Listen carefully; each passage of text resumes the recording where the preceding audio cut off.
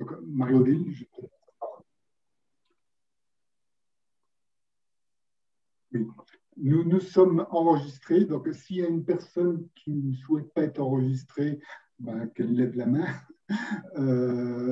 L'enregistrement est simplement pour nous donner une petite archive, éventuellement reprendre des petites séquences, et pour les personnes qui n'ont pas pu assister à cette session de regroupement pédagogique, de pouvoir la voir ultérieurement lorsqu'elles auront la disponibilité.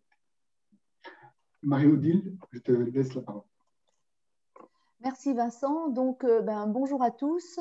Donc avec Vincent et Margot, ainsi qu'un autre expert de la DMD, nous allons animer cette formation donc, qui s'échelonne sur l'ensemble du mois de juin.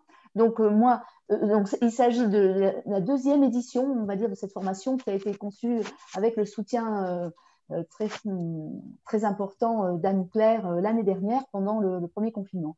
Voilà, donc deuxième édition. Et donc moi-même, certains me connaissent, je suis procureur financier à la CRC Occitanie où je dirige le ministère public. Voilà, et depuis pas mal d'années maintenant, de par mes fonctions antérieures, avant les chambres régionales des comptes, c'est vrai que je m'intéressais à ce sujet du contrôle interne et de la maîtrise des risques. Et donc, j'ai accepté très volontiers l'invitation de Vincent, qui est vraiment le moteur de ce projet de formation, voilà, de l'accompagner dans ce projet dont c'est la deuxième édition. Merci Marie-Odile. Margot, si tu veux te présenter un peu. Oui, bien sûr. Bonjour à toutes et à tous. Donc, moi, je suis auditrice des systèmes d'information au centre d'appui métier à la Cour. Et le vendredi 25 juin, nous interviendrons sur l'audit des systèmes d'information et pour vous expliquer comment ça peut être aussi bien un vecteur de contrôle qu'un objet de contrôle. Et on espère vous partager avec vous toutes nos connaissances sur l'audit des systèmes d'information. Merci Margot. Anne-Claire, peut-être un mot global sur l'intervention du CAM en appui des animateurs. Oui, eh bien, moi, je suis ravie de vous accompagner pendant ce parcours de 4 semaines. Si vous avez la moindre question de connexion ou à propos de la plateforme de formation, n'hésitez pas à me contacter, soit par mail, soit par téléphone. J'ai fait un transfert d'appel, donc vous pouvez tout à fait m'appeler. Voilà, je vous souhaite une très bonne formation. Merci beaucoup Anne-Claire. Je me présente aussi rapidement. Je suis donc magistrat depuis 2005 et président de section depuis 2007. Je m'interroge, en tous les cas, je me suis un peu interrogé sur la pertinence de faire des actions de formation sur le contrôle interne depuis une petite dizaine d'années. C'est vrai que cette formation-là, selon ces modalités-là, nous en sommes à la deuxième édition, mais c'est une formation qui avait lieu en présentiel auparavant à la Cour des comptes, lorsque nous avions encore la possibilité de faire des formations en présentiel. Et donc, on a fait notamment deux sessions avec sur place dans une salle de formation du CAM à la Cour des comptes. C'est une formation qui a été faite un peu rapidement l'an dernier selon ses modalités. Tout simplement pour tenir compte de la crise. On s'est adapté, je dirais, en temps réel. On devait faire une formation présentielle, on ne pouvait pas la faire. Donc on a organisé ces modalités pédagogiques que je vous présenterai de manière plus détaillée après notre tour de table.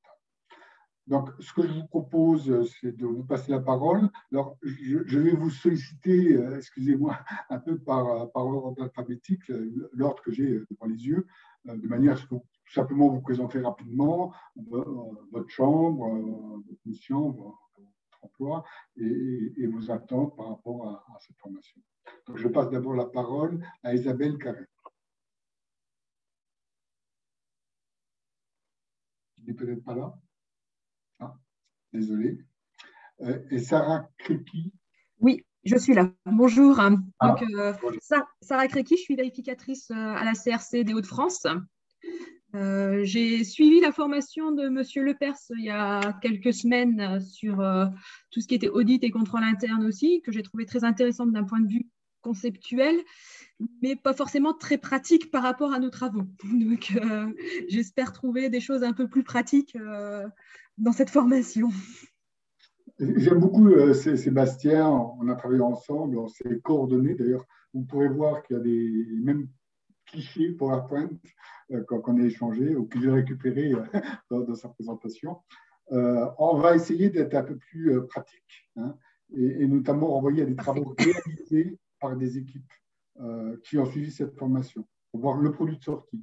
Hein.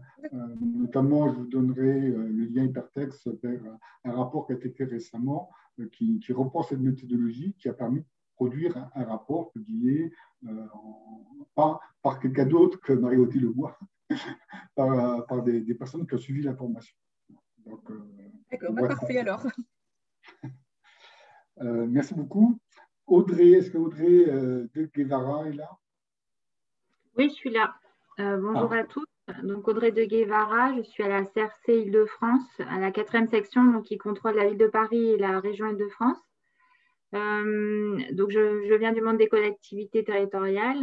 Le contrôle de gestion est donc un point important, je pense, de nos contrôles. Et donc, je suis preneuse de tout ce que pourrait nous apporter, et notamment en termes de méthodologie.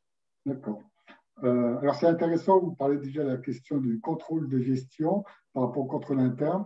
Il faudra qu'on redéfinisse un peu tout cela. J'essaierai de vous expliquer un peu l'histoire du contrôle de gestion, l'histoire du contrôle interne, voir comment ils peuvent se séparer, se regrouper, des notions un peu différenciées aux États-Unis et en France. Des petites anecdotes à vous présenter par rapport à ça. Ça, c'est intéressant. Très bien. Merci beaucoup, Audrey. Merci. Sandrine Dorn. Est-ce que Sandrine est parmi nous? Oui, bonjour. Bonjour. Vous m'entendez? Très bien. Donc, je suis Sandrine Dorn et je suis vérificatrice à la CRC Hauts-de-France depuis un peu plus de 2 ans. Donc, ce que j'attends de la formation, c'est d'étoffer mes connaissances sur le contrôle interne qui, bien entendu, représente un axe de contrôle pour les chambres régionales des comptes, sur les contrôlés. Ma connaissance sur le contrôle interne financier, j'ai eu l'occasion de mettre un petit peu en pratique lors de mon précédent poste que j'occupais en préfecture. J'étais référente contrôle interne financier et également contrôleuse de gestion. Donc, je voudrais voir un petit peu les éléments communs et surtout apprendre comment réussir à effectuer un contrôle interne sur les structures que nous sommes amenés à contrôler. Voilà. D'accord. Donc, vous avez abordé plusieurs sujets, contrôle interne financier, contrôle de gestion, comme notre collègue. Et c'est vrai qu'au début, on va essayer de préciser les définitions. Qu'est-ce qu'un contrôle interne? Qu'est-ce qu'un contrôle de gestion? Qu'est-ce que la maîtrise des risques, hein? C'est un peu l'objet de ces premières sessions pour ensuite entrer dans le vif du sujet. Et c'est important de comprendre les concepts. Merci beaucoup. Donc, Aurore Estourné, est-ce que Aurore est parmi nous? Oui. Oui, bonjour. Donc, Aurore Estourné, je suis vérificatrice au sein de la Chambre régionale des comptes d'Occitanie. Mes attentes sur cette formation sont surtout en termes de méthodologie et d'outils, en termes vraiment d'approche des risques, maîtrise des risques, etc. Donc, voilà. Très bien. Bon, merci beaucoup. On va essayer de répondre par rapport notamment à la matrice des risques, savoir comment on bâtit une analyse des risques, comment on bâtit cette matrice des risques, comment on l'utilise éventuellement dans le cadre d'un contrôle, ou comment on peut l'appliquer aussi. On fait aussi une formation sur la délégation de services publics, où la matrice des risques joue aussi un rôle très, très important. Merci beaucoup, Aurore. Je passe la parole maintenant à Fabien Megnazzi. Est-ce que j'ai bien prononcé le nom? Magnassi, oui, c'est parfait. Donc, je suis Fabien Magnassi, je suis vérificateur à la CRC Occitanie depuis un peu plus de 6 ans. Je suis actuellement dans la 4e section, c'est la section des petits départements occitans magnifiques, le Lot-et-Garonne, le Tarn-et-Garonne, l'Aveyron, etc. J'ai été référent en contrôle interne comptable dans une ancienne vie, donc il y a maintenant quelques années, où j'avais mis en place notamment une cartographie des risques. Donc je viens avec beaucoup de curiosité et d'envie aussi d'avoir plus de compétences en termes d'outils et de méthodologie. Voilà. D'accord, c'est bien. Donc, il y a déjà une expérience de la matière. Ça promet des débats au cours des sessions de regroupement pédagogique. Merci beaucoup, Fabien. Je passe la parole maintenant à Taounine Meoudida. Alors, c'est Taounine Meoudida, bonjour. Ah, d'accord, excusez-moi. Bonjour. Bonjour. Alors, moi, je viens d'arriver à la CRC Réunion Mayotte tout récemment parce que ça fait 1 mois que je viens d'être recrutée en tant que vérificatrice. Et je viens de la territoriale. Mon objectif, c'est vraiment découvrir les différentes, entre guillemets, définitions, mais acquérir de la méthodologie pour les contrôles que je serai amenée lors de mes différentes sollicitations. Voilà. D'accord, donc ça participe presque d'une formation initiale à la prise de fonction. Voilà, c'est bien ça. Pour les collègues, effectivement, qui arrivent dans les juridictions financières, c'est une formation qui peut jouer ce rôle-là, effectivement, puisqu'elle permet, parce que c'est l'objet du contrôle interne, d'avoir une vision un peu globale sur l'entité pour identifier là où sont les risques et là où il faudra faire des contrôles plus particuliers. Donc, effectivement, ça peut servir de formation initiale à la prise de fonction. Bon courage. Merci. Je passe la parole maintenant à Mathieu Marceau. Oui, bonjour Vincent, bonjour à tous. Désolé Vincent, j'ai coupé la vidéo parce que ma connexion était instable. Je la remettrai si ça va mieux quand je dois parler. Donc, moi, je suis magistrat à la CRC Île-de-France, dans la 5e section, celle qui s'occupe de la Petite Couronne, les 3 départements de Petite Couronne. Je suis magistrat depuis 2016. Avant, j'étais en poste à Bercy. J'ai eu à quelques reprises l'occasion de voir des plans et des processus de contrôle interne, notamment parce que depuis 2017, je suis rapporteur de la fiche expérimentation de la certification des collectivités. Et donc, j'ai dû contrôler, en tout cas, la mise en place de processus de contrôle interne, même si ça ne porte pas forcément ce nom-là, dans soit une petite commune, Sarreguemines, soit une très grosse à la ville de Paris, où les enjeux sont énormes. Et notamment, je vais m'intéresser aux engagements hors bilan de la ville de Paris, voilà, ces différentes SEM, les JO, enfin, tout un tas de sujets passionnants. Et là, effectivement, là, je suis, comme on dit d'autres collègues précédemment, après avoir vu tous ces énormes enjeux, là, je suis intéressé et curieux de découvrir d'autres outils plus méthodologiques pour savoir comment est-ce qu'on les traite une fois qu'on les a, disons, entre guillemets, détectés. Et en quoi ça peut aussi aider pour guider, bien évidemment, le contrôle de la gestion, qui est notre métier principal et quotidien. D'accord. Merci beaucoup pour ces questions. Ça va être peut-être un peu difficile d'y répondre. On va tenter. En tous les cas, on a conçu, Marie-Odile et moi, la formation pour la mettre vraiment en adéquation, dans la mesure de nos possibilités, bien sûr, en adéquation avec les travaux de la fiche expérimentation de la certification des comptes locaux. Le produit a évolué et j'essaye, en tant que de besoin, d'utiliser les travaux, donc bien sûr le bilan intermédiaire. Vous verrez qu'il y a beaucoup de vidéos qui sont liées à un colloque qu'on avait organisé lors de la présentation du rapport sur le bilan intermédiaire de l'expérimentation. Et à chaque fois, on fait des focus sur la question du contrôle interne avec des vidéos, donc c'est plus agréable. Et aussi, de manière un peu plus technique, j'essaie de mobiliser au mieux les cahiers des charges qui étaient définis par la fiche pour guider un peu le contrôle des commissaires en compte lors de la phase d'expérimentation des collectivités qui participent à cette expérimentation, qui est actuellement en cours. On est en train de délibérer justement sur ces questions-là. Donc, on essaye vraiment d'articuler, autant que faire se peut, cette formation avec les travaux de la fiche pour être en phase à la fois avec l'actualité, mais aussi avec les besoins à venir des collectivités, puisque si ces travaux débouchent sur la mise en œuvre de la certification des comptes locaux, toutes les collectivités devront se doter d'un bon contrôle interne. C'est vraiment un enjeu. Ouais, merci beaucoup, parce que je rebondis en fait, parce qu'effectivement, ce que tu fais là, c'est essentiel et ça fait plusieurs fois qu'entre rapporteurs de cette fiche, en équipe de contrôle, on se demande comment mieux diffuser tous les acquis des travaux qui ont été réalisés dans cette fiche. Donc, ce genre de formation, c'est vraiment essentiel et c'est vraiment très bien que tu l'inscris dans cette dynamique-là parce que, pour l'expliquer aux collègues, tous les rapports qu'on a produits, par exemple, sur les engagements au bilan de la ville de Paris, par exemple, ou d'autres, sont totalement confidentiels, on n'a absolument pas le droit de les diffuser, alors qu'il y a des choses très intéressantes dedans, mais voilà, ça ne peut pas, ce sont des rapports totalement confidentiels, non publics, réalisés dans un cadre contractuel et pas CJF. Alors, je ne vais pas dire que je lis tous les rapports, parce que même si je participe à la fiche, quand on reçoit des fiches avec 25 rapports, et puis des fois il y a plusieurs thèmes, donc 25 x 2 x 3, c'est un peu délicat. Mais j'essaie toujours d'en lire certains qui m'intéressent le plus. Souvent la ville de Paris, c'est vrai, parce que c'est la ville de Paris, ceux de la ville d'Orléans, certaines villes que je connais, on parle de Sarreguemines, etc., Montpellier.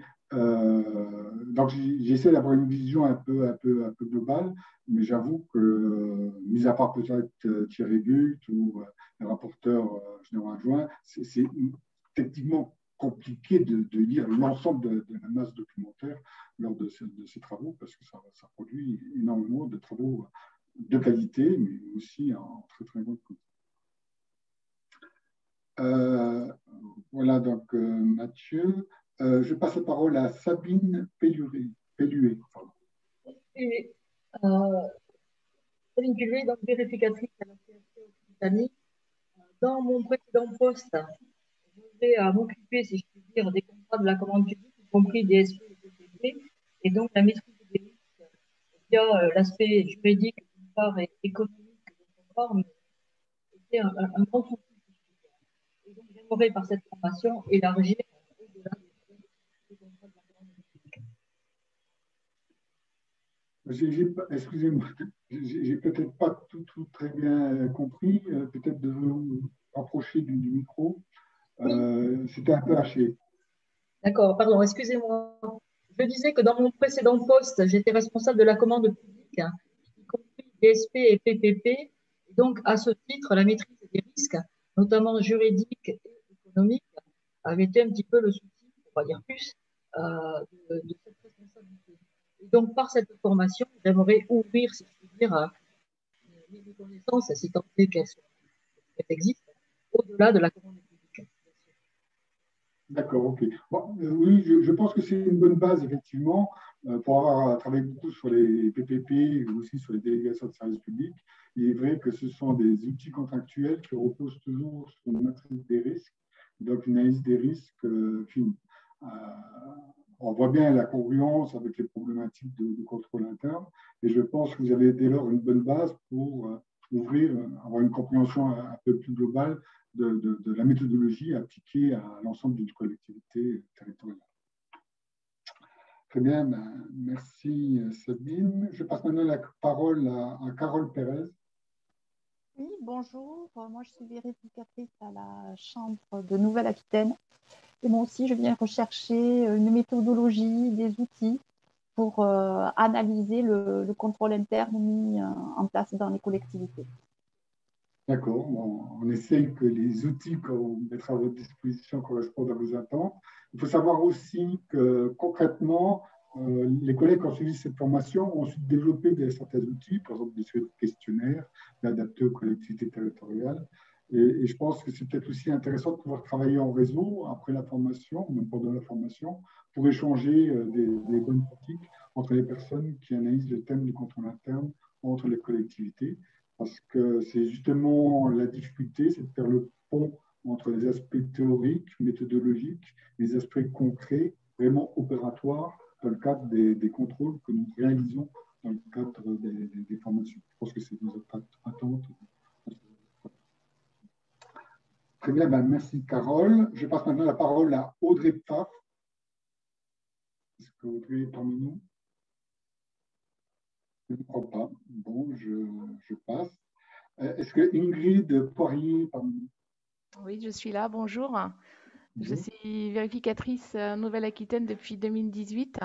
Donc, moi aussi, j'ai suivi la formation approche audit par les risques il y a quelques jours, semaines. Donc, j'y ai trouvé aussi effectivement cette formation très intéressante et avec beaucoup de concepts.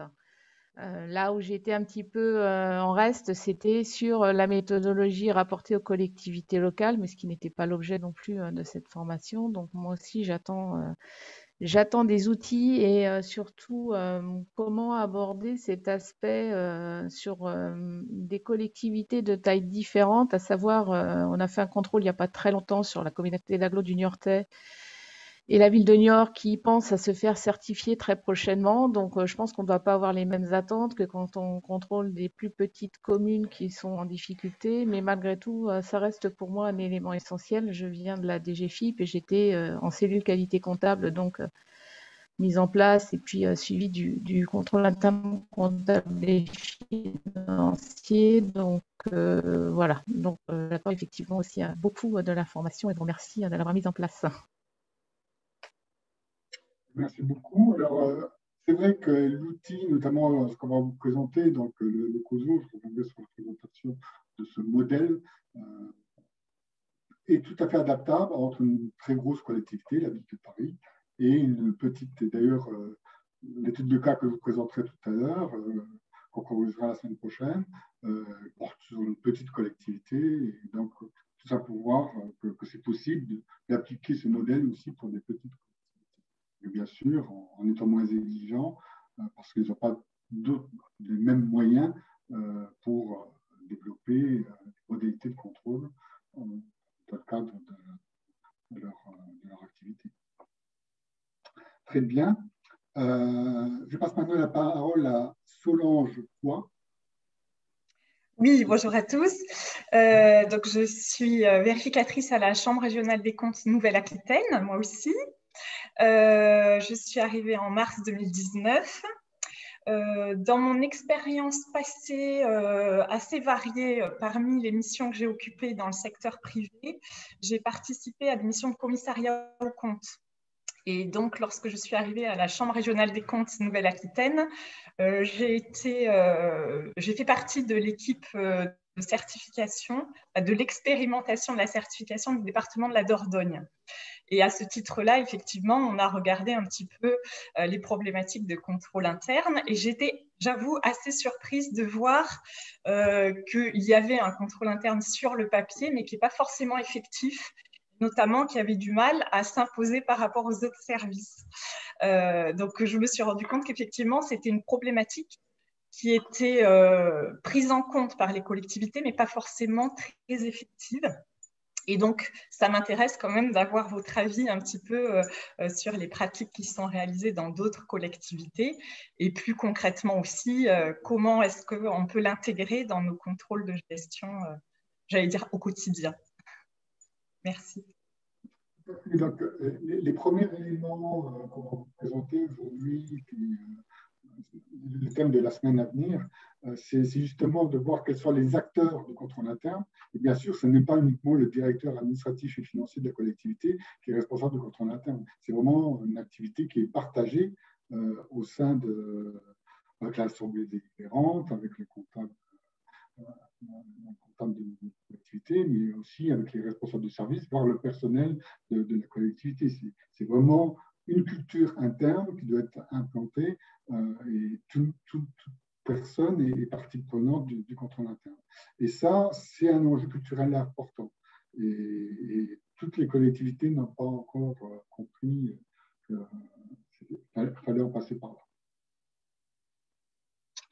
là. Très, très bien, Solange. Maintenant, je passe la parole à Erwan Rigaud.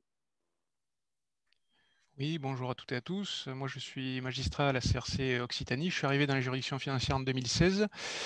La formation m'intéresse parce que j'avais essayé d'introduire un peu les questions d'approche par le contrôle interne et par l'analyse des risques sur le premier contrôle que j'avais effectué en 2016.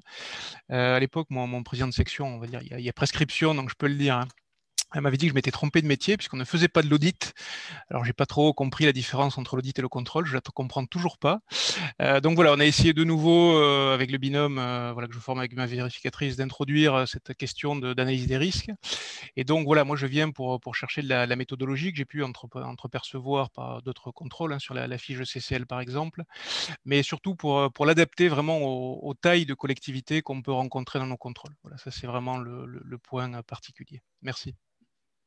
Je partage un peu cette impression-là, parce qu'un de mes contrôles que j'avais fait dans les années 2009, je crois, c'était publié en 2010, mais le contrôle j'avais fait en 2009, j'avais utilisé les méthodologies qu'on va vous présenter, et en fait, mon président de chambre m'a dit, mais bien sûr, pour toute la vie, c'est pas comme ça qu'on fait d'habitude.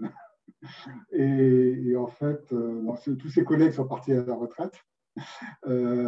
Et on voit bien qu'avec l'expérimentation de la certification des comptes locaux, l'intervention des commissaires aux comptes, la professionnalisation un petit peu des juridictions financières dans ce domaine-là, on est un peu conduit à utiliser des méthodes, des outils et des méthodes qui ont été peut-être développés par ailleurs. Je reviendrai sur l'historique. Hein. Une origine française et j'en suis assez fier, donc j'essaie de la promouvoir.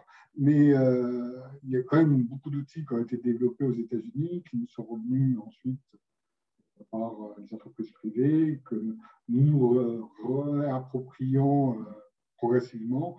Et ça s'inscrit dans cette démarche, je dirais, de longue haleine. Donc, je comprends tout à fait ce que tu as pu vivre il y a 4 ans pour l'avoir vécu un peu plus tôt.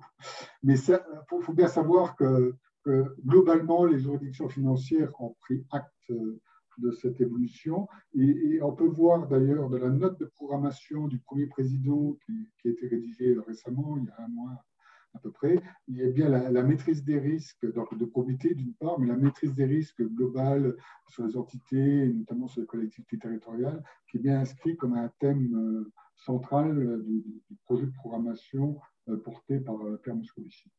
Donc, je pense qu'on est au cœur du sujet.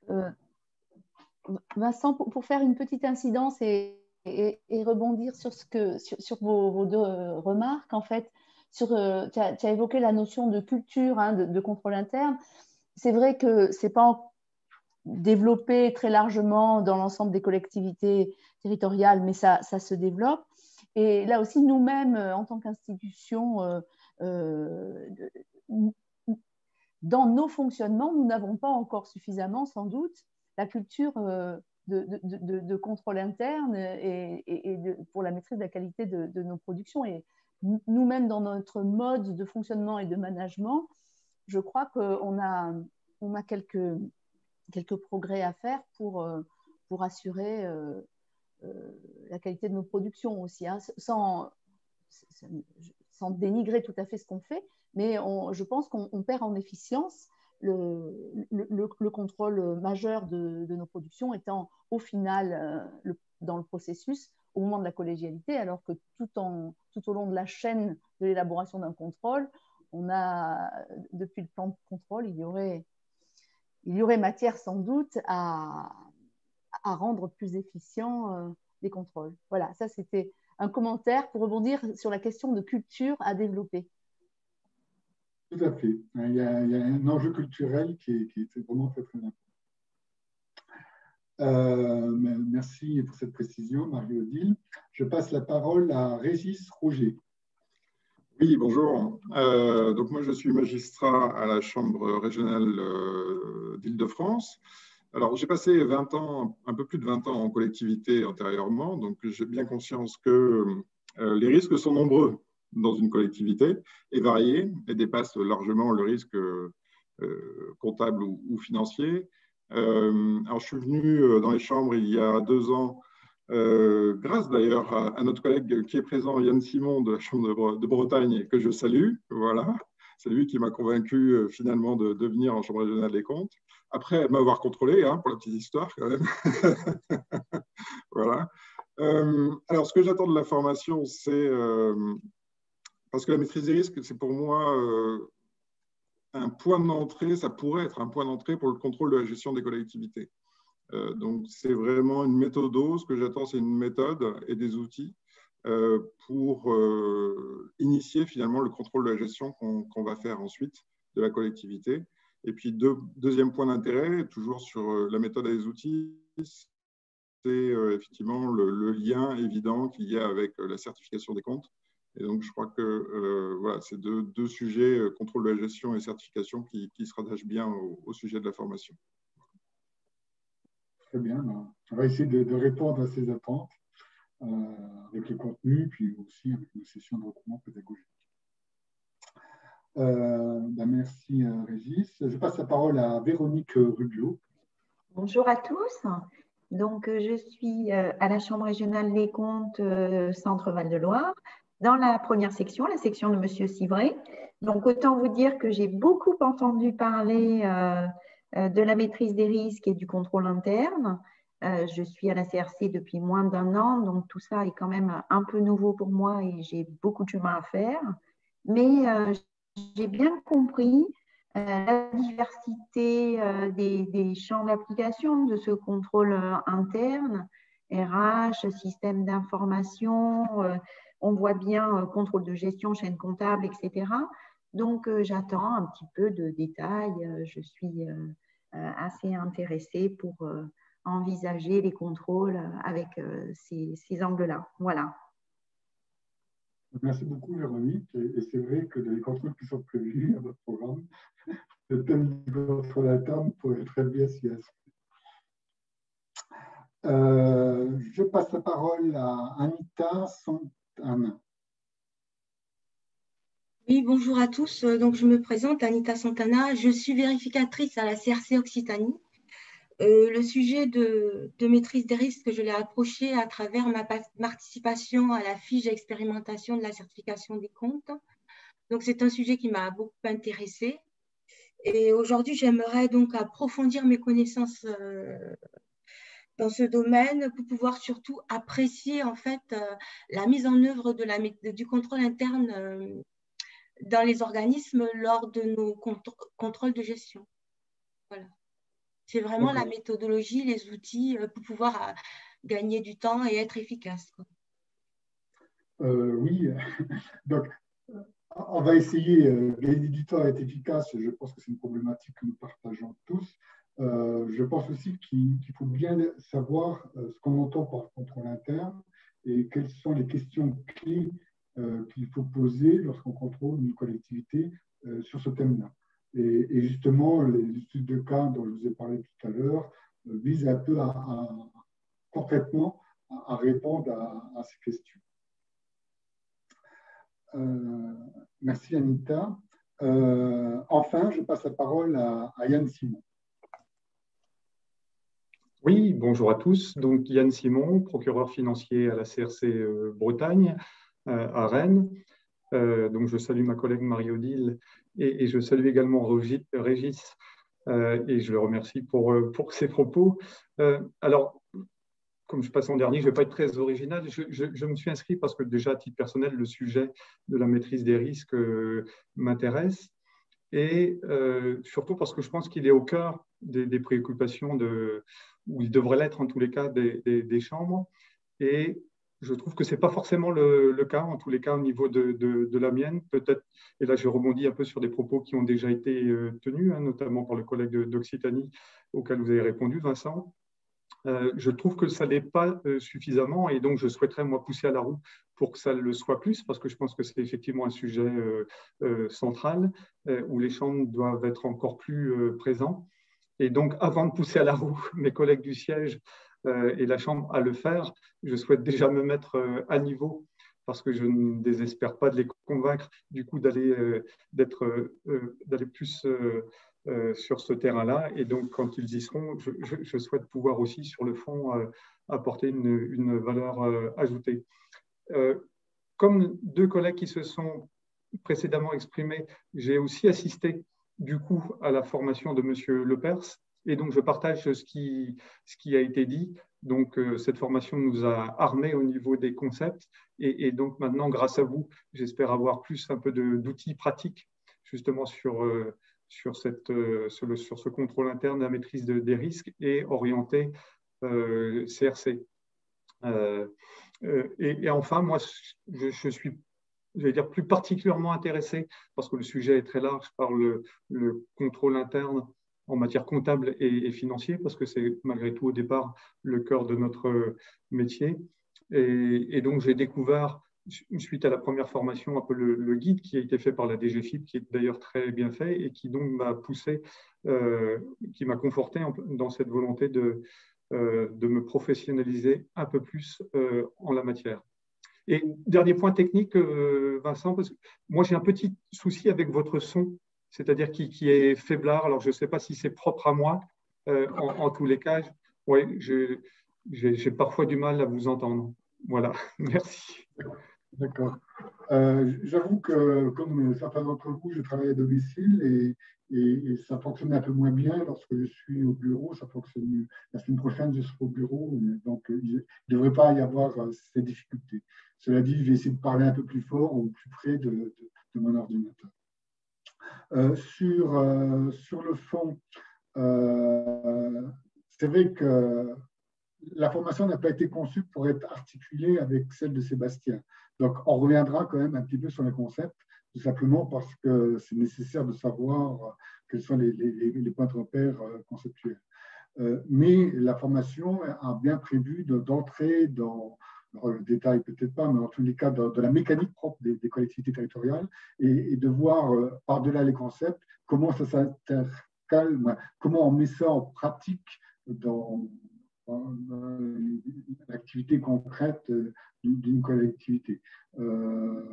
Et avec des exemples, notamment de rapports qui ont été faits. Alors, soit, certains, je le cite un petit peu, c'est vrai, mais aussi d'autres rapports qui ont été faits par des collègues qui ont suivi cette formation, et ça donne vraiment un caractère complet. Ce sont des personnes qui se sont réappropriées la méthodologie, la transformée en outil, donc avec peut-être communiquer les questionnaires qu'ont fait les collègues, effectivement, et voir comment ensuite ils ont traité ces éléments pour pouvoir faire un rapport. Je vous enverrai un rapport récent qui me semble bien rédigé, qui respecte à la fois les principes méthodaux, mais qui est adapté à une collectivité moyenne de 50 000 habitants, qui donne un bon résultat, qui se lit bien, qui a été apprécié par l'ordonnateur et par l'Assemblée délibérante de la collectivité.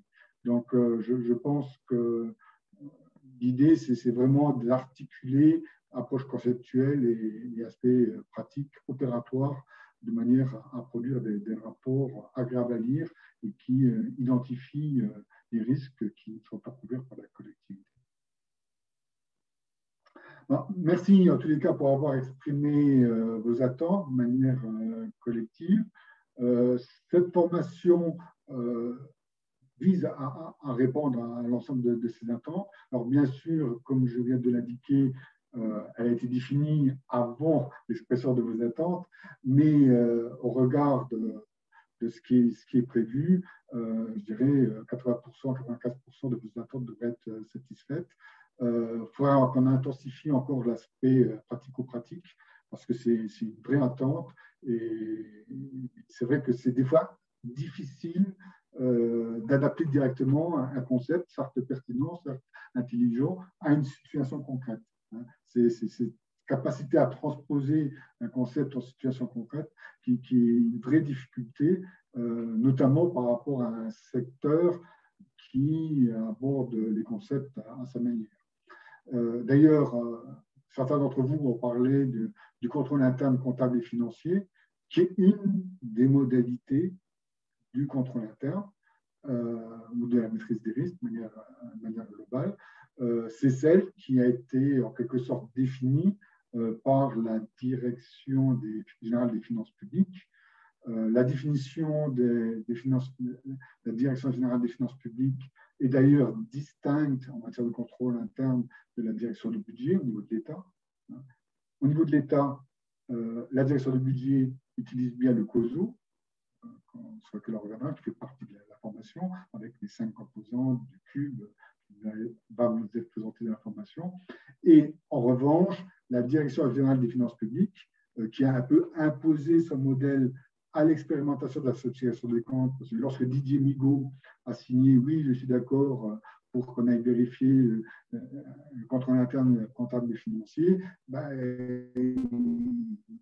a repris en quelque sorte à son compte pour la juridiction financière le dispositif imposé un peu par la Direction générale des finances publiques, mais qui est à la fois partiel et partial. C'est-à-dire partiel parce qu'il ne couvre qu'une partie du contrôle interne à vision plus holistique, telle que définie par le COSO, et aussi partial parce qu'il donne le beau rôle, je dirais, à son réseau. C'est un peu normal, la DGFiP. Donc, le contrôle interne est vraiment centré, contrôle interne comptable et financier est centré par la DGFiP sur les activités réalisées par les comptables assignataires des collectivités territoriales. Et d'une certaine manière, il n'intègre pas suffisamment, je dirais, les activités de contrôle interne que doivent réaliser leurs donateurs dans le cadre de ces activités. Donc, il faut à la fois bien comprendre en quoi il s'agit du contrôle interne comptable et financier, parce que c'est une notion importante, il y a des guides, etc., qui ont été formulés, qui sont intéressants, hein, mais avoir aussi suffisamment de recul, parce que nous sommes magistrats, et on n'a pas nécessairement à prendre comme ça, je dirais, des référentiels faits par la DGFiP, et on peut avoir une vision un peu plus globale, et dans cette vision un peu plus globale, là on est vraiment en accord avec Marie-Odile, il y a toute la question de l'environnement de contrôle qui n'est pas du tout abordée par le contrôle interne financier, comptable et financier, et qui porte notamment sur les questions de déontologie et donc un focus particulier sur la question de la probité et de la prévention du risque de fraude qui, en termes de contrôle interne, nous concerne directement, nous, des juridictions financières, et qui n'est vraiment pas abordé dans le cadre du référentiel du contrôle interne comptable et financier tel qu'il a été défini par la DGFiP. Donc tout ça, toutes ces définitions, ces rappels, c'est bien précisé dans le support de formation. Je vous précise, et ça c'est vraiment un point important en termes de méthodologie, que nos sessions de regroupement pédagogique ne visent pas du tout à vous apporter des éléments de formation. La formation, c'est dans ce qu'on appelle le logiciel modèle, c'est-à-dire il y a toute une progression où il y a la présentation des différents aspects de la maîtrise des risques et donc du contrôle interne, avec, on essaie de le faire le plus riche possible, avec un cours structuré, cours complété par des vidéos. Alors, certaines vidéos que nous avons enregistrées, Margot, Claudine, moi-même, et aussi d'autres vidéos qu'on a été recherchées qui nous semblent pertinentes d'insérer. Alors, j'ai cité tout à l'heure des vidéos du colloque sur l'expérimentation de la certification des comptes locaux sur bilan intermédiaire. Donc, on a utilisé les vidéos qui vont bien. Et puis, d'autres vidéos qu'on a trouvées un peu en recherchant sur Internet, par ailleurs, des vidéos qui viennent illustrer, je dirais, certaines notions, à la fois de manière générale, mais aussi de manière plus concrète dans le secteur des publics locaux, puisqu'il y a beaucoup de conseils, de consultants qui travaillent sur ces questions. Certaines vidéos sont pertinentes. Donc, vous avez des supports pédagogiques qui sont présents sur Moodle et qu'il vous convient de mobiliser dans votre processus d'apprentissage. Nous sommes donc ce que j'appelle en situation de pédagogie inversée, c'est-à-dire que vous allez prendre connaissance de la formation, hein, en prenant en compte, en lisant bien sûr les documents qui sont portés à votre connaissance dans le cadre du logiciel Moodle, en lisant les vidéos, en consultant les documents annexes qui vous sont mis à disposition. Et les sessions de regroupement pédagogique visent à essayer ensuite, dans un second temps, de mobiliser cette acquisition de compétences dans le cadre d'exercices pratiques. Alors, ça peut prendre l'exemple de caractère de la quiz, éventuellement, d'études de cas. Il y a 2 études de cas, il y a plusieurs quiz qui sont prévus. Mais la session de regroupement pédagogique, ce n'est pas en soi une session de formation. On est là plus à votre écoute et pour pouvoir répondre à vos questions. Donc, qu'on soit bien clair, il y a des formations organisées par le CAM où en Zoom, les animateurs interviennent et défilent la PowerPoint et présentent des informations. Là, ce n'est pas le processus. C'est le processus inversé. On est en pédagogie inversée. On vous met à disposition sur une plateforme des outils pédagogiques qui vous permettent d'acquérir par vous-même ces informations. Et si vous avez des questions, vous nous les posez pendant ces sessions de recours pédagogique et on essaie de vous répondre, soit en instantané, si on a une réponse, soit éventuellement, si on a besoin d'avoir le temps de la réflexion, en décalé, la séance qui suit, ou par mail éventuellement. Lors de la précédente session, ça n'a pas été généralisé, mais nombreux étaient les personnes qui ont suivi la formation, qui ont posé des questions par mail, dire voilà, comment on fait dans tel cas, est-ce que vous pouvez nous donner un conseil sur tel ou tel point, etc. Donc, il y a eu quand même pas mal d'échanges qui ont été faits selon ces modalités.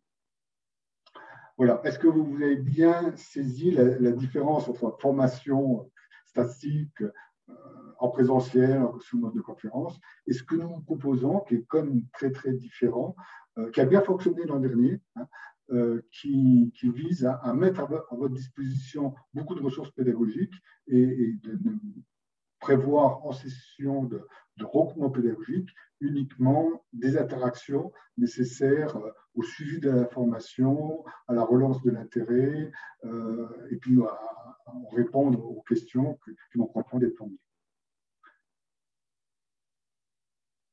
Je vois les têtes opinées. Est-ce que Marie-Odile souhaite compléter sur ce point-là? Merci Vincent. Juste tout à l'heure, j'ai vu Erwan qui levait la main. Peut-être qu'il souhaitait réagir ou il a trouvé réponse à sa question. Je ne sais pas. Non, c'était juste pour signaler que moi, je n'avais pas accès. Alors, j'imagine que ça va être mis à disposition peut-être juste à l'issue de la matinée, mais je n'avais pas accès aux documents encore sur Moodle. Voilà, c'était le seul point. D'accord. Donc ça, Anne-Claire nous répondra peut-être là-dessus. Mais ça devrait être assez rapide.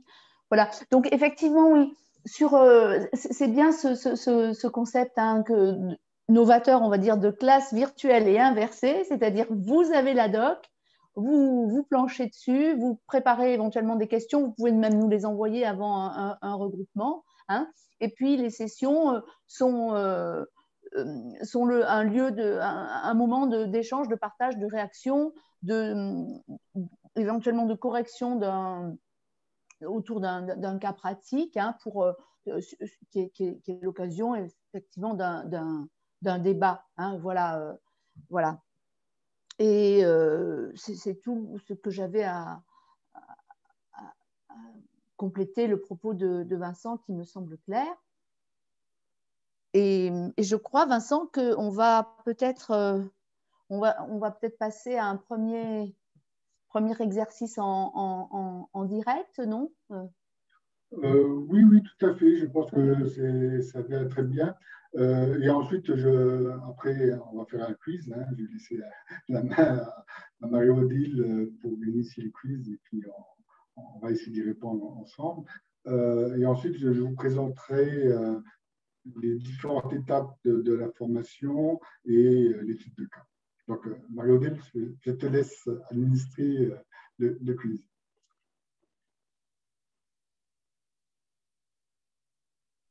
Là, je sollicite un petit peu d'indulgence parce que je dois maîtriser mes fonctionnalités Zoom.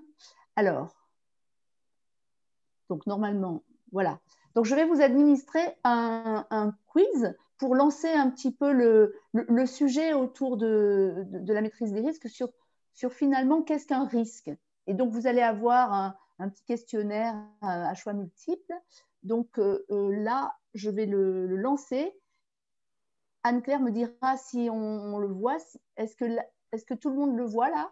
Oui, très bien. Bon, très bien. Alors là, donc, En fait, si vous voulez, c'est pour partager un petit peu ludique, mais qui permet de rebalayer les concepts. Hein. Donc, vous avez un questionnaire de 10 questions sur la notion de risque, maîtrise des risques. Et puis, vous pouvez répondre. Donc, on se donne 10 minutes pour vos réponses. Ensuite, on les rebalayera ensemble. C'est une façon d'aborder les concepts tous en commun. Alors, on a le droit de se tromper. Personne ne sait qui se trompe. Hein. Les résultats sont anonymes. Je crois que c'est moi, en tant qu'administrateur, qui verrai les statistiques de réponse. Après, il faudra que je jongle un peu pour partager mon écran. Hein. C'est ça, Anne-Claire? Tout à fait. Voilà. Donc, on verra si je surmonte ce risque-là, le risque technologique. Ce n'est pas certain, mais enfin, on fera au mieux. Hein. Voilà. Donc, je vous invite à jouer en regardant un peu ces définitions. On commence par le risque. Qu'est-ce qu'un risque? Qu'est-ce qu'un risque inhérent? Voilà. Vous pouvez répondre dans l'ordre ou dans le désordre, mais enfin, commencer de la première question me paraît plus logique. Voilà, vous avez une dizaine de minutes et puis je verrai les réponses.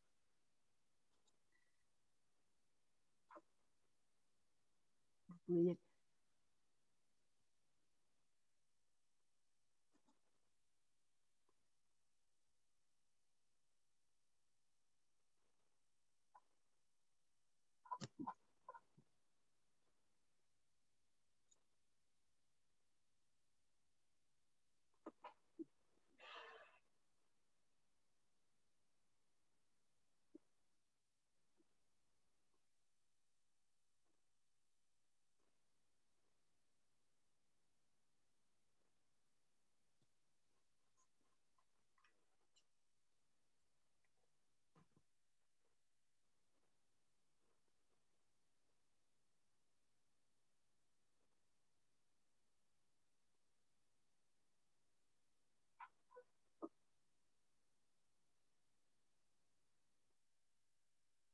Je vois que personne n'a encore... oui, vous balayez l'ensemble des réponses possibles, hein, parce que je vois que personne n'a répondu pour l'instant sur aucune réponse.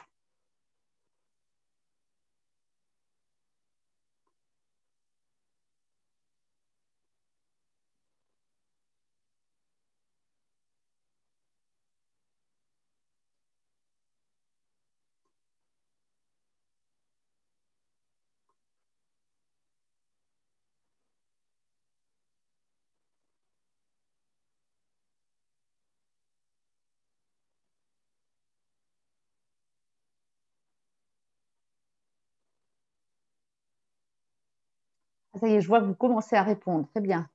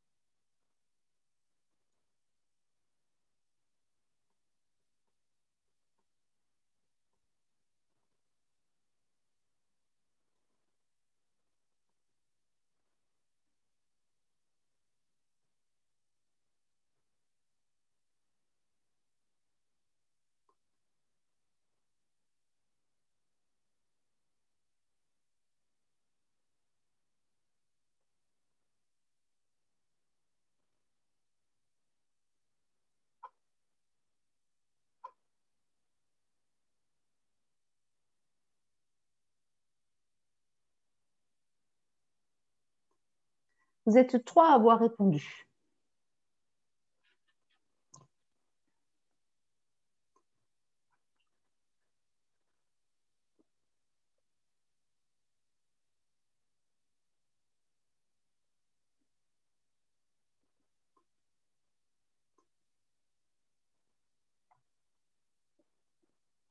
Cinq.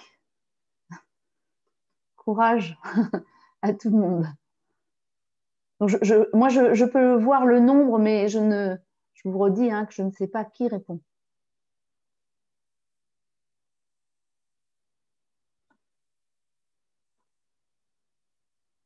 6.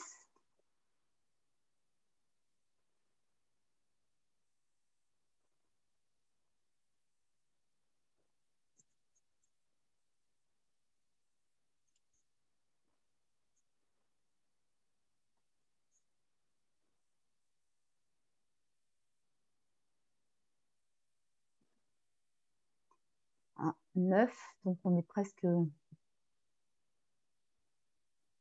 bon.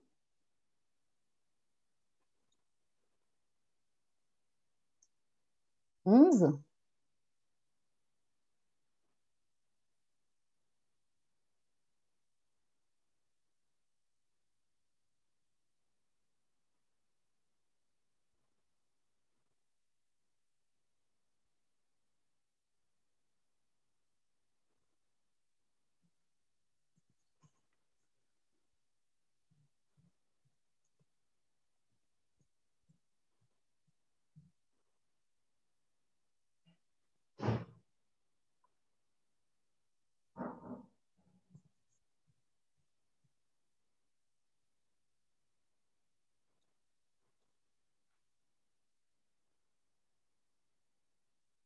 Nous sommes à 14 répondants.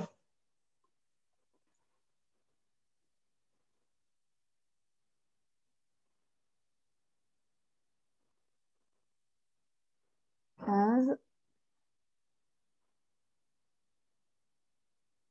crois qu'on nous avons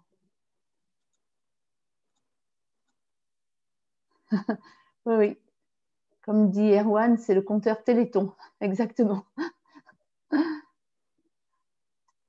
Voilà, je crois qu'on est à 16. Voilà. Donc, il reste peut-être encore 2 personnes par rapport au nombre de stagiaires. Quoique, on est 4 animateurs qui ont le droit de répondre. On peut peut-être, on avance les réponses, on considère que chacun a pu s'exprimer. Hein, on a pris nos... On est à 8 minutes 25, mais je pense que si vous en êtes d'accord, on va rebalayer ces concepts et puis pour donner des réponses, dont certaines, sans être fausses, sont parfois soit incomplètes, soit peuvent être combinées avec d'autres réponses. Alors d'abord, premier concept fondamental sur notre séminaire, un risque. Qu'est-ce qu'un risque ? Eh bien, c'est la première réponse qui est la juste au sens de la maîtrise des risques des organisations. C'est la possibilité qu'un événement survienne et empêche à une organisation d'atteindre ses objectifs. La seconde réponse, c'est bien sûr, c'est vrai que la notion de danger reste associée au risque, mais n'a pas à être complètement assimilée. La troisième réponse, c'est plutôt la réponse juridique, en termes un petit peu assurantiels aussi. Voilà. Et la dernière réponse, bien entendu, un événement probable qui peut entraîner un dommage, c'est bien sûr, ce n'est pas faux, c'est simplement la définition du sens commun. Alors qu'au sens de la maîtrise des risques pour les organisations, c'est bien la possibilité qu'un événement survienne et empêche à une organisation d'atteindre ses objectifs. Alors, le risque inhérent, qu'est-ce que c'est ? Je peux ajouter un petit élément. Oui.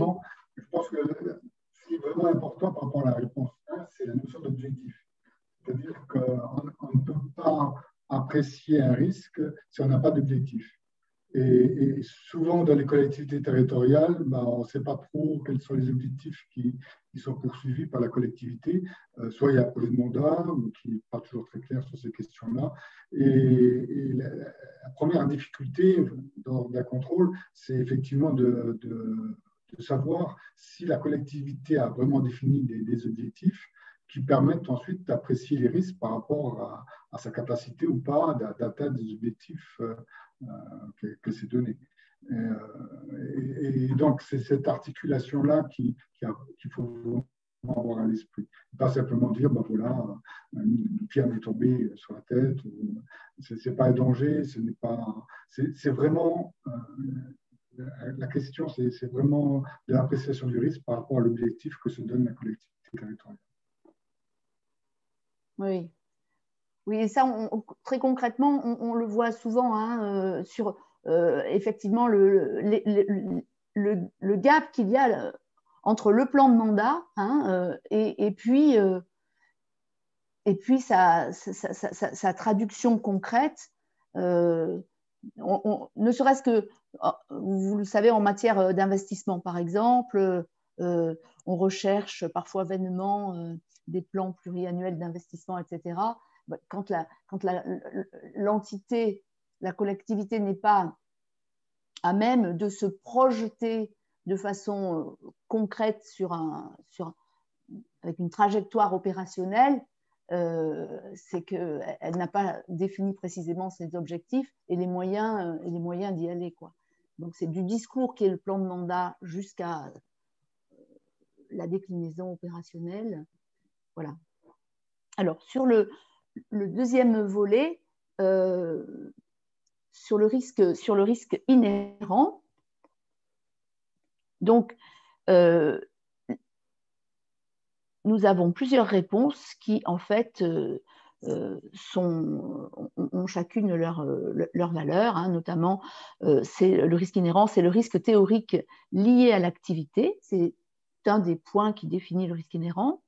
C'est aussi le risque initial avant toute mesure de maîtrise de ce risque, du fait notamment de la mise en place du contrôle interne et donc de ce contrôle des processus de production.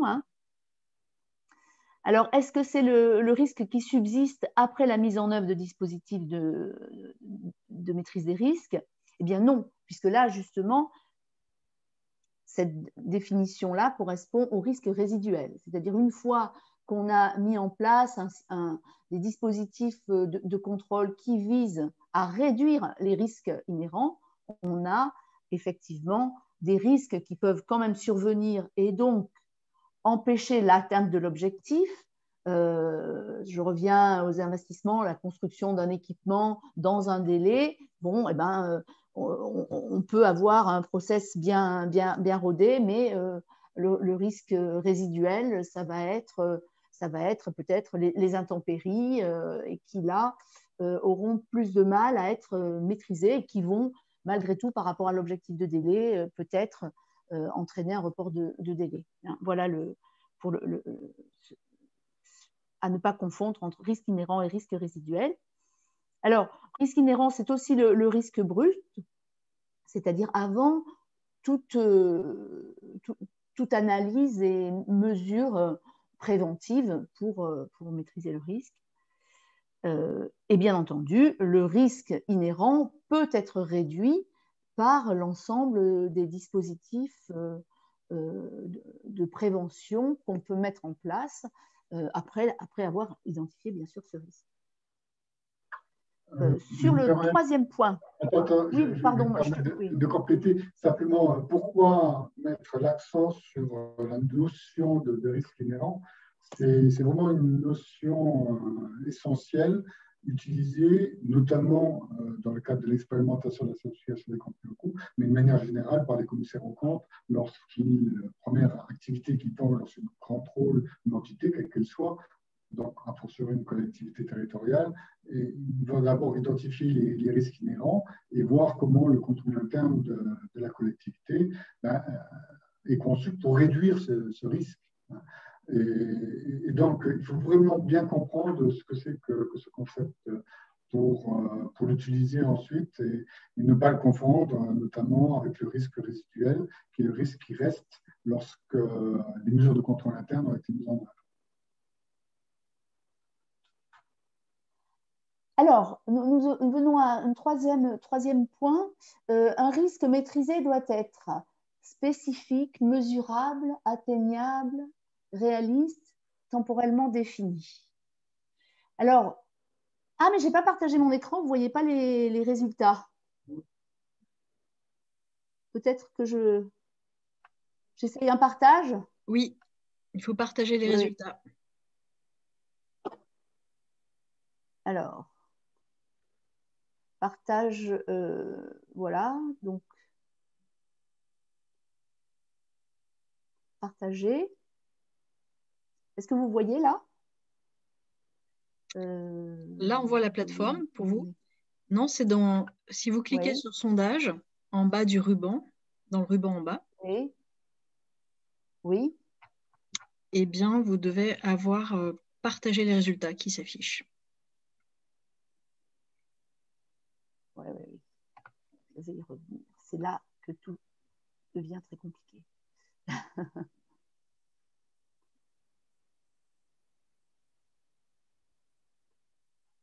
Voilà.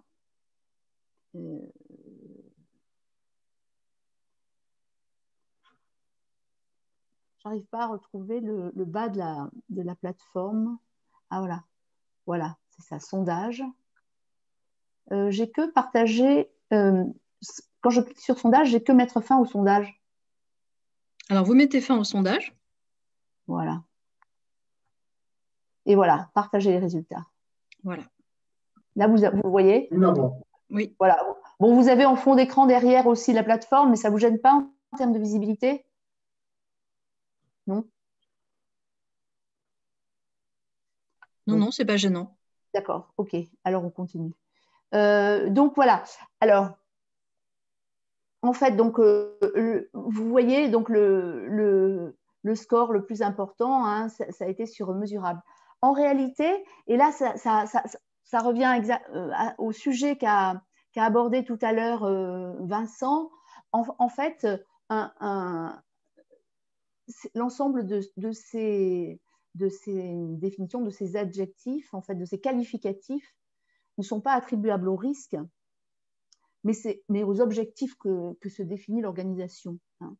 Un objectif doit être spécifique, mesurable, atteignable, réaliste, hein, et puis défini dans le temps. Et c'est par rapport à ces objectifs et aux trajectoires qu'ils définissent qu'on peut passer à l'étape d'identification des risques, le risque étant un événement empêchant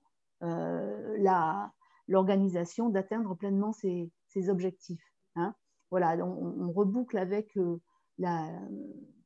le sujet précédent. Peut-être, Vincent, si tu veux... Je vais te donner un exemple tiré du contrôle interne des juridictions financières en leur sein. Vous savez qu'on a tous un objectif de faire des rapports au contrôle des comptes et de la gestion dans un délai, selon les gens, c'est à peu près 16 mois qu'il y a quand même le monde de faire, entre l'engagement du contrôle et la notification du ROD 1. Alors, est-ce que cet objectif est spécifique? Sans doute, oui. Mesurable, bien sûr, parce qu'on peut le mesurer. Atteignable, c'est une question. Réaliste, c'est une autre question. Et temporellement défini, oui, il est. Donc, on voit déjà que dans la définition de l'objectif, hein, on commence le fonctionnement de contrôle interne, de notre activité, déjà la définition mérite discussion. Mais après, il s'agit de voir quels sont les risques associés à l'atteinte de cet objectif. Et c'est là que ça devient intéressant de développer le mécanisme de contrôle interne par rapport à notre propre activité. Et la question qu'on peut se poser, est-ce que dans notre chambre respective, est-ce qu'on réfléchit comme ça? Est-ce qu'on a vraiment considéré que cet objectif-là répondait à ces 5 qualificatifs, d'une part, et puis après, est-ce qu'on a fait l'analyse des risques qui nous empêchent éventuellement d'atteindre cet objectif. Une fois qu'on a fait cette analyse des risques, quelles mesures mettons en œuvre pour lever ces risques et faire en sorte que l'objectif, dès lors qu'il est atteignable et réaliste, puisse être atteint.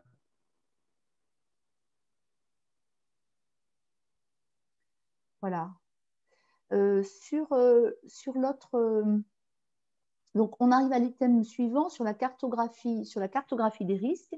Vincent, peut-être je vais te laisser commenter sur nos résultats sur la cartographie. Donc on voit que la réponse majoritaire, c'est un processus permettant de visualiser de façon synthétique les différents risques identifiés auxquels s'expose une organisation. C'est une bonne réponse. Voilà. en fait, il y avait deux bonnes réponses. Il y a celle-ci qui est la réponse la plus synthétique, puis la réponse juste avant qui est aussi valable. C'est un processus conduisant à l'élaboration d'une carte des risques. En fait, qu'ont bien compris les personnes qui ont répondu à cela, c'est que la cartographie, c'est un processus, ce n'est pas le résultat. Le résultat, ça peut être une carte des risques. Alors, c'est peut-être qu'un problème de sémantique, mais il faut savoir que souvent, on se mélange un peu les pinceaux dans nos rapports, et du coup, on n'est plus très clair lorsqu'on confond cartographie et carte. Donc, la cartographie, bien, le processus par lequel la collectivité se donne les moyens de visualiser de manière synthétique les différents risques auxquels elle peut être confrontée, dans la table de ses objectifs, bien sûr.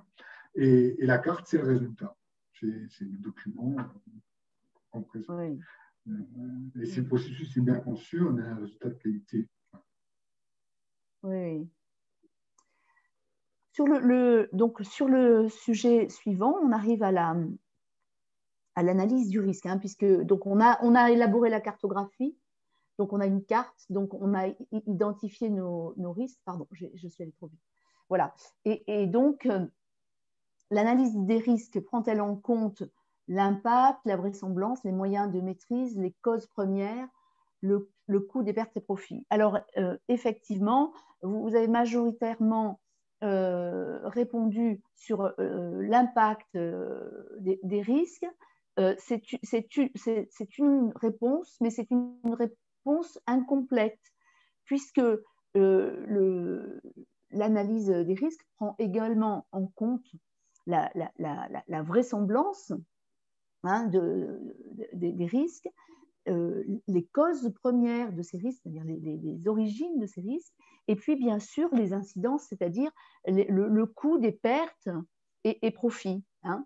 En revanche, les moyens de maîtrise est pris en compte lors de l'évaluation du risque, hein, pour effectivement juguler et diminuer le risque considéré. Là encore, Vincent, tu veux peut-être compléter? Oui, disons que c'est vrai que c'est un petit peu conceptuel. Des fois, c'est plus simple d'avoir un exemple concret par rapport à une appréciation. Je prends l'exemple tout simplement du risque d'intrusion sur un système d'information. On voit bien que de nombreuses collectivités n'ont pas un système que nous avons de juridiction financière, de changement périodique des mots de passe, du fait que chaque poste de travail soit bien certifié par rapport à un propriétaire, qui est chaque magistrat, chaque vérificateur, etc. Et donc, on voit bien qu'il y a eu une analyse des risques qui a été élaborée avec l'appréciation de l'impact. Si un tiers s'introduit dans le système, qu'est-ce qu'il peut faire? Donc, l'impact, est-ce que ce risque est vraisemblant? Ça peut arriver. J'ai une de mes collègues qui a oublié son ordinateur portable dans le train, qui était récupéré par quelqu'un, on ne sait pas trop. Donc, s'il n'y avait pas un système de contrôle embarqué avec mot de passe et les autres aspects de sécurité, ben, on a vraiment un problème qui aurait pu se passer. Donc, on voit que sur même un exemple concret, on peut développer, je dirais, ces petits outils conceptuels. C'est un exemple, bien sûr, sur le système d'information, mais on peut l'appliquer à d'autres domaines. Alors, je reprends donc sur le 6e question. Pardon, je suis allée trop vite. Voilà, je n'arrive plus à l'afficher. C'était le diagramme de Farmer. Alors, qu'est-ce qu'un diagramme de Farmer? Voilà.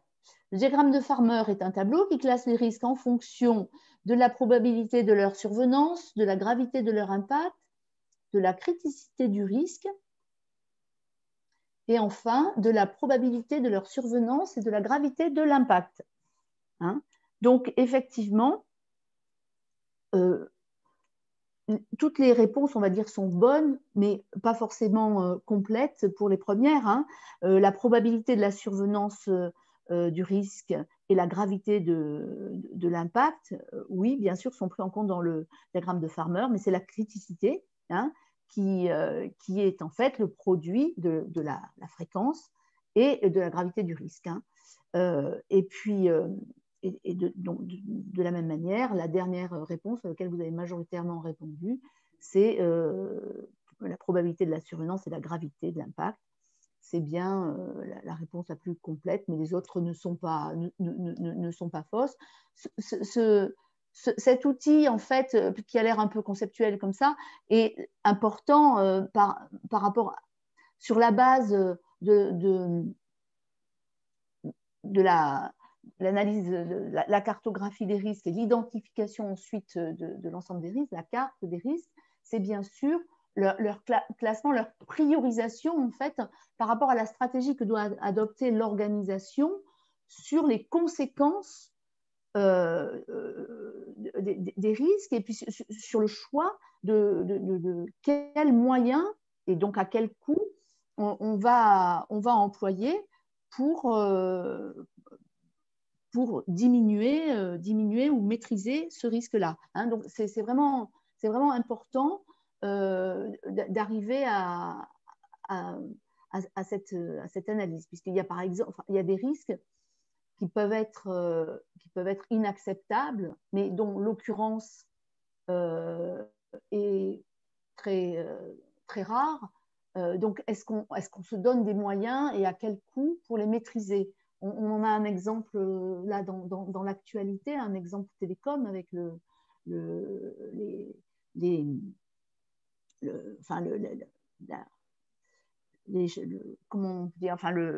ce qui s'est passé sur les numéros d'urgence là, hein, où on voit bien que ce risque était connu, on pensait le maîtriser, mais ça a des conséquences extrêmement lourdes et l'analyse qui sera faite verra un petit peu les causes, mais c'est un sujet complètement quotidien et ordinaire. Donc, il y a des dispositifs de maîtrise des risques, certains, en place. Pour autant, un crash pareil, finalement, n'était peut-être pas suffisamment considéré. L'occurrence de ce... Voilà. Vous voyez, donc, cette approche qui a l'air conceptuelle est quand même très importante après pour prioriser ce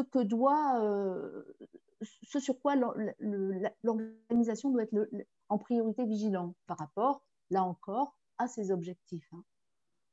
Tu veux peut-être compléter, Vincent? Pour compléter un peu sur le diagramme de Farmer, pourquoi mettre l'accent dans le cadre de Squeeze? Tout simplement parce que c'est un outil d'analyse des risques très utilisé. Alors, bien sûr, dans le secteur du contrôle de l'audit, de la comptabilité, mais de manière même générale, l'analyse des risques, par exemple les risques de sécurité publique, des risques d'inondation, etc. C'est vraiment un diagramme de base qu'il faut connaître. C'est un peu pour ça qu'on a choisi de le mettre un peu en exergue, pour que ce ne soit pas une bête un peu bizarre que vous ne connaissiez pas. On ne va pas le présenter de manière plus didactique qu'aujourd'hui. Hein. La présentation du diagramme de Farmer est contenue dans la progression pédagogique. Donc, il y aura même une vidéo vidéo, je pense, et dans tous les cas une présentation très claire de ce diagramme et de l'utilisation que nous pouvons nous en avoir pour analyser les risques dans le cadre du contrôle interne d'une collectivité territoriale. Voilà, je reprends les commentaires donc, de notre sondage. Donc, à la suite de l'évaluation d'un risque, on peut décider donc, de maintenir les moyens de maîtrise existants, d'améliorer les moyens de maîtrise existants, d'analyser à nouveau le risque ou de refuser le risque. Alors, en fait, toutes les réponses sont correctes, sauf la dernière, hein, parce que le risque, je dirais, on ne peut le risque, on ne peut pas le refuser, on peut le maîtriser essayer de le maîtriser à un niveau très fort, hein, mais on ne peut pas le refuser, hein. En revanche, effectivement, on peut considérer que les moyens existants sont suffisants au regard des arbitrages coûts-bénéfices, ou au contraire, renforcer les moyens de maîtrise des risques ou les modifier. Voilà. Tu veux compléter? Aussi pour compléter, on voit bien qu'il y a après avoir fait l'analyse du risque, il y a toute une modalité d'action pour le contenter, le contenir, le gérer. Hein. C'est le cœur de la gestion des risques. Une des modalités, c'est aussi de sortir du risque. Hein. Alors, si on a une activité, parmi une activité de collectivité territoriale, par exemple, elle voit bien qu'elle a du mal à le gérer, elle peut choisir de sortir. J'ai un exemple très concret, parce que c'est la lutte budgétaire que je mettais au point ce matin. Une collectivité qui avait pris en gestion, en régie directe, la gestion d'un abattoir. Cet abattoir, bon, c'était quand même pas tout à fait son secteur d'activité, du mal à le gérer. Il se trouve qu'à la suite des rapports précédents de la Chambre, il y a l'association L214 qui est venue tourner une vidéo dans l'abattoir, qui bien sûr se retrouvait dans les médias, etc. Le préfet a décidé de fermer administrativement l'abattoir, parce que ce qui était vu sur la vidéo, c'était innommable, une manière de procéder pour abattre les pauvres animaux. Et donc, la collectivité n'a pas eu d'autre solution.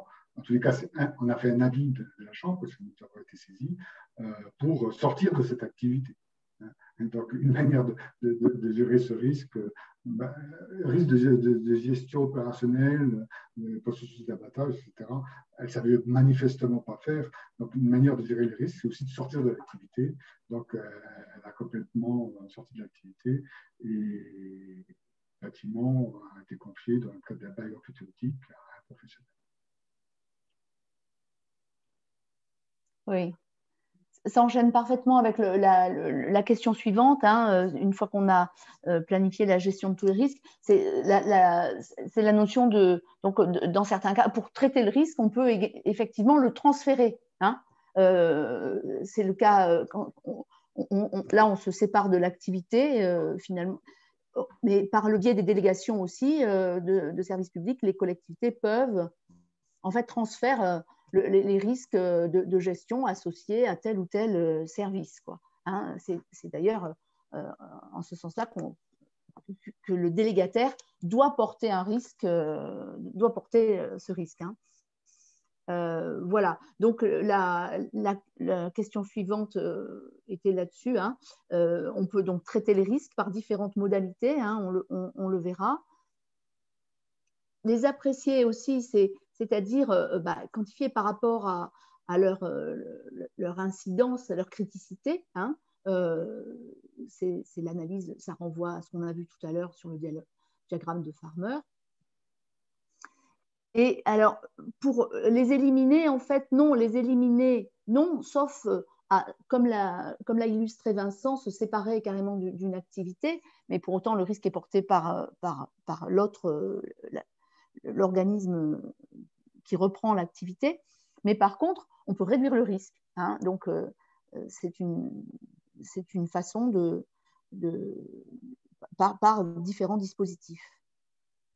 L'exemple, par exemple, de l'abattoir, ils ont pu choisir de limiter les risques en formant mieux le dirigeant d'exploitation, qui était un fonctionnaire, et en formant davantage les personnes chargées de l'abattage, qui n'étaient pas suffisamment formées, qui n'appliquaient pas les consignes d'abattage qui sont prescrits par les autorités sanitaires, etc.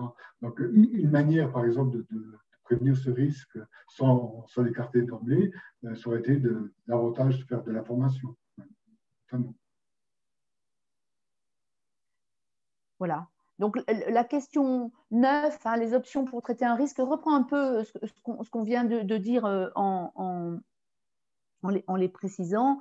Donc, effectivement, pour éviter le risque, c'est toutes les mesures de formation, enfin, le transfert de risque, je vous l'ai dit, c'est par exemple, il y a soit le volet assurantiel, soit le volet déléguer une activité, ou comme d'une certaine manière, comme ce que nous a dans l'exemple de l'abattoir, c'est une forme de transfert de risque sur l'exploitant qui reprend. Limiter le risque, c'est toutes les mesures de formation, de compétences, de révision du process. Et accepter le risque, ça peut être une décision, c'est-à-dire qu'au regard de la balance renforcée pour réduire le risque et coût de ces moyens par rapport à l'incidence, aux conséquences de l'occurrence de l'événement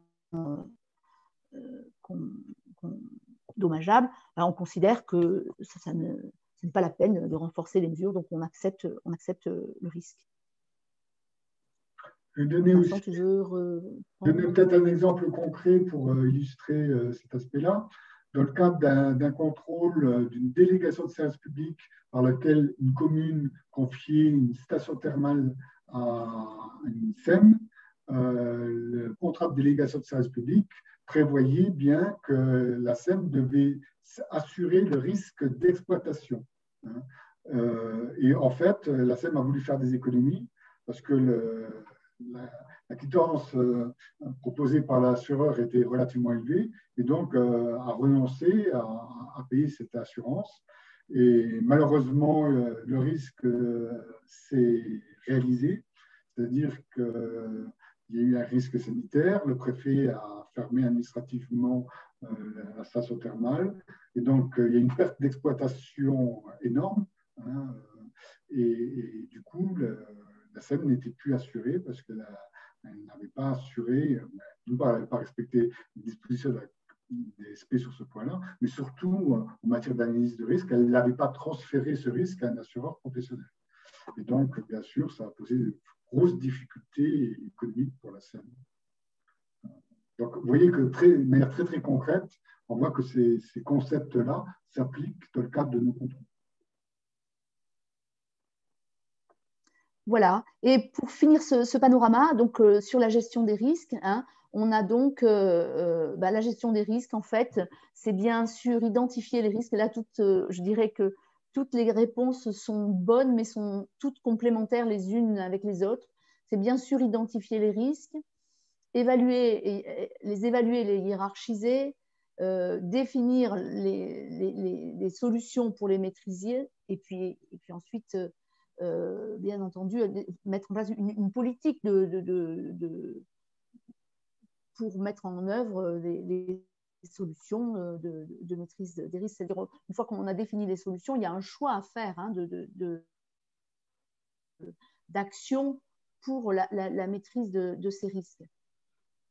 Et puis, après la mise en œuvre, bien sûr, c'est le contrôle de la mise en œuvre avec toujours un esprit. En fait, tous ces concepts qui ont l'air un peu théoriques, c'est quelque chose de très concret et qualitatif aussi. On le verra dans une boucle un petit peu d'amélioration continue parce que les environnements dans lesquels on opère sont tous évolutifs. Donc, il y a cette identification à un moment, l'évaluation, la hiérarchisation, il y a les choix des solutions, et donc un choix à un moment politique de dire j'assume ce risque tel qu'il est, ou bien je mets en place tel ou tel transfert de risque parce que je choisis de déléguer de l'exploitation, ou je me sépare de cette activité. Et puis, mais après, les conditions évoluent, et donc il faut contrôler bien sûr la mise en œuvre, et puis se réinterroger aussi régulièrement. Voilà, et vous voyez bien, dans le secteur public local, ça s'applique à presque toutes les activités, tous les services que gère une collectivité, que ce soit l'eau, que ce soit l'eau, l'assainissement, les grands services publics de base, hein, les services aux personnes, les crèches, etc.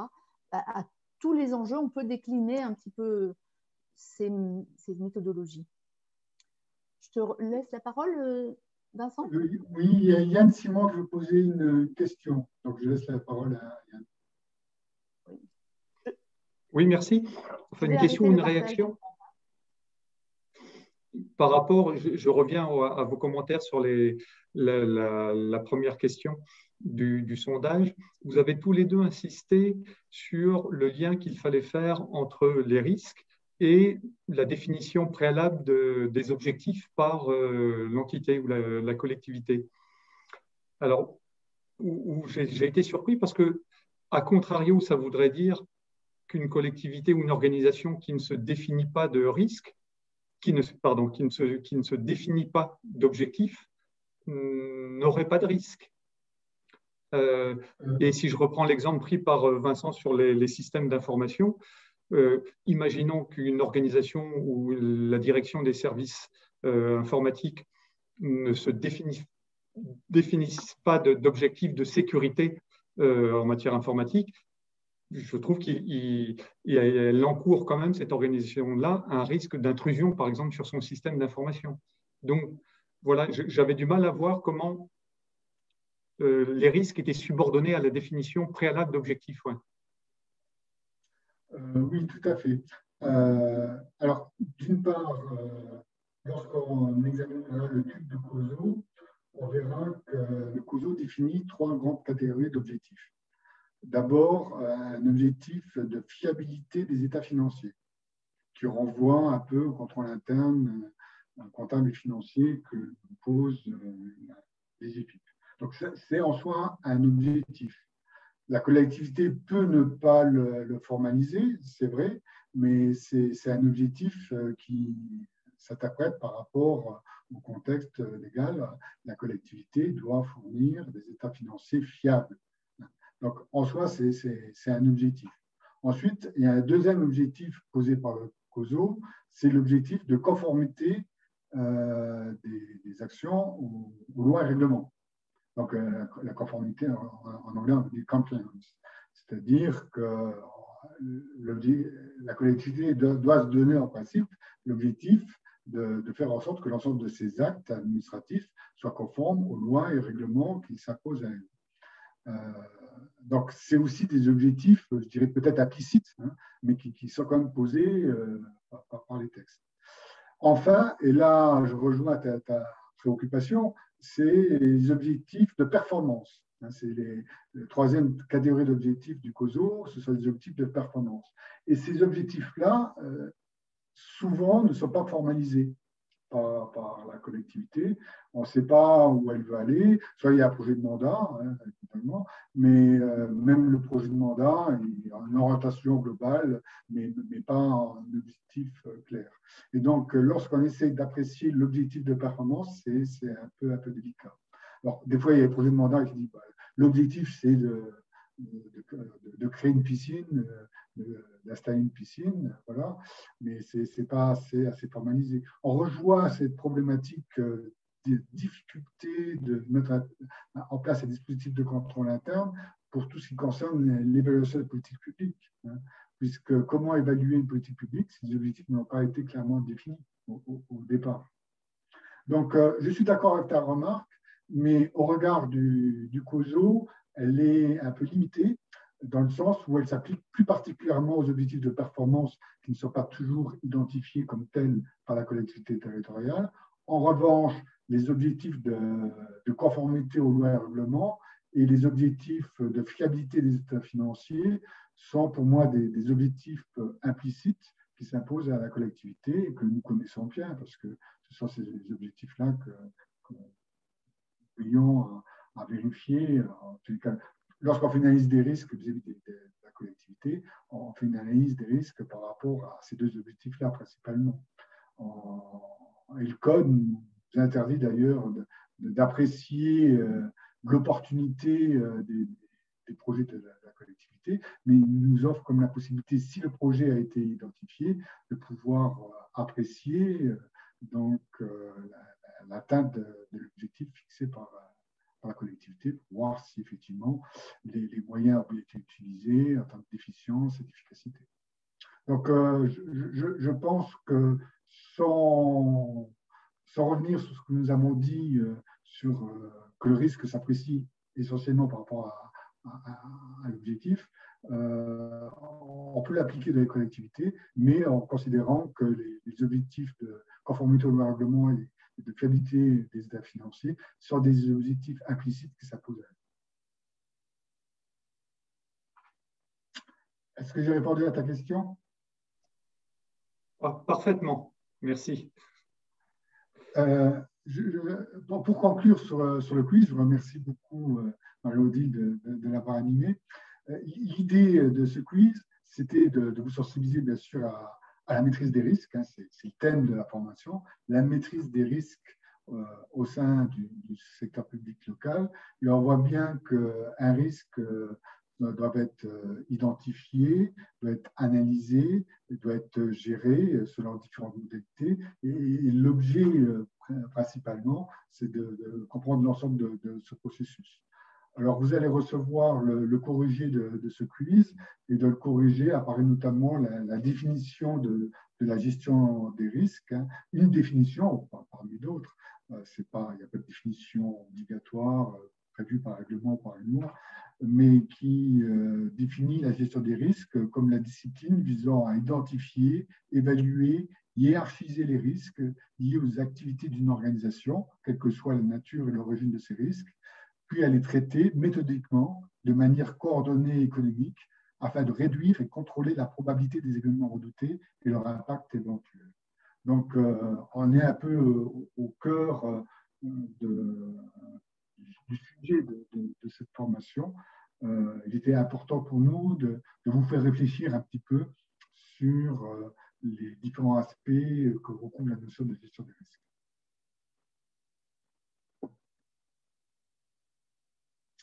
Je mets mon écran partagé et j'essaie de vous passer la présentation de Moodle.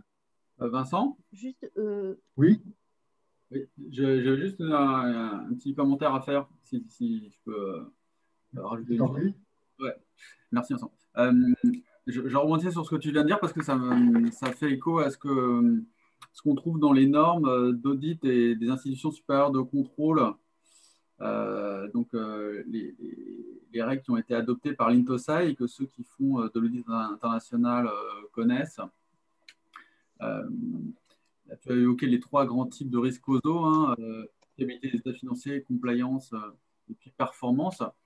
Et je pense que c'est intéressant de souligner aux collègues que si jamais ils devaient travailler dans le cadre d'un audit international pour la DRAIEF, ils devraient s'inscrire dans ces normes d'audit international dites ISAI, adoptées par l'INTOSAI, donc la Cour et ses homologues dans tous les pays du monde. Et que dans ces cas-là, il y a trois types de missions qui sont définies très précisément par l'INTOSAI et qui correspondent exactement à la logique du COSO. Donc, quand on travaille pour une mission internationale, en fait, on s'inscrit là-dedans et pas exactement dans ce que nous, on appelle l'examen de la gestion d'une collectivité en France. Donc, il y a trois types de contrôle ISAI. Hein. Le premier, c'est la certification de l'état financier, donc c'est la fiabilité de l'état financier. Le deuxième, c'est la compliance, ce qu'ils appellent l'audit de régularité. Le troisième audit possible, c'est l'audit de performance.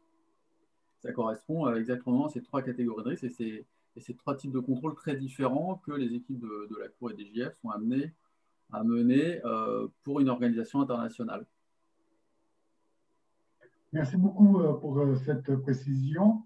Et d'ailleurs, dans le support de cours qui est maintenant mis à votre disposition, vous verrez qu'une des explications que justifie l'emploi du COSO au sein des juridictions financières, c'est que l'INTOSAI a adopté le COSO en 2004.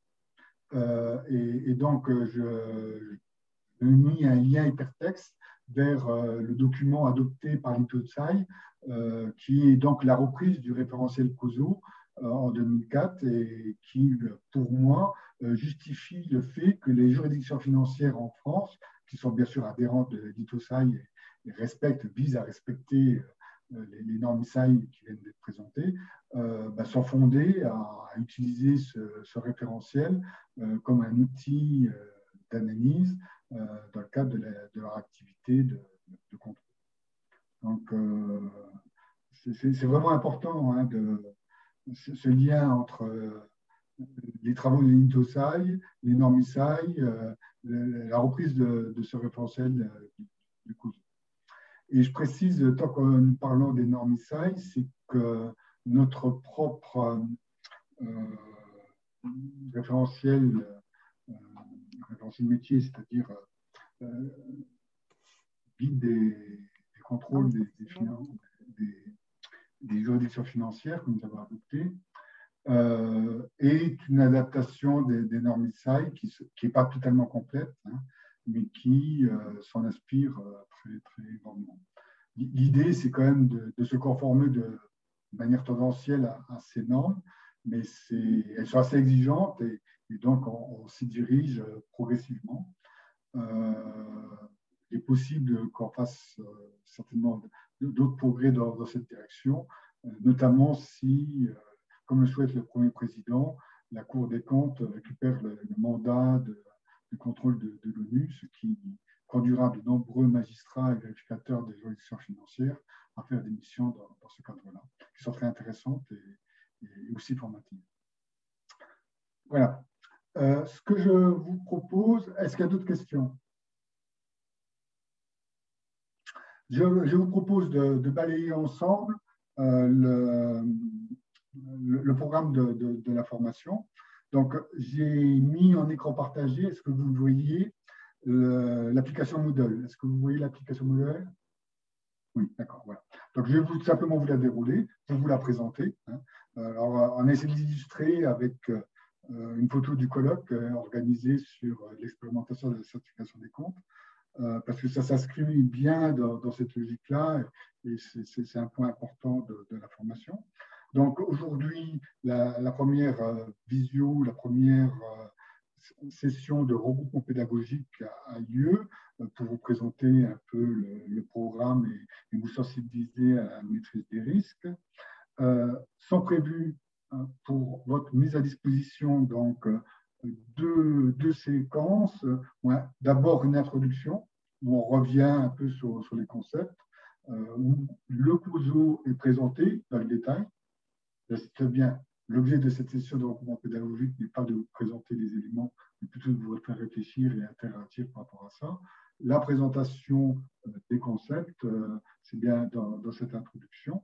Et ensuite, la première séquence est consacrée à la définition, au périmètre et objectifs du contrôle interne.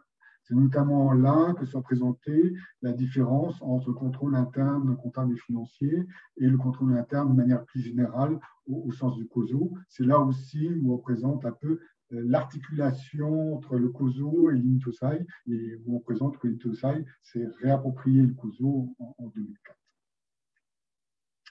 Et ensuite, il y aura la mise à disposition de l'étude de cas. Alors, je vais vous présenter cette étude de cas. Nous la corrigerons la semaine prochaine ensemble. Je vous demande donc de prendre connaissance de cette étude de cas. Donc, je clique dessus pour vous la présenter.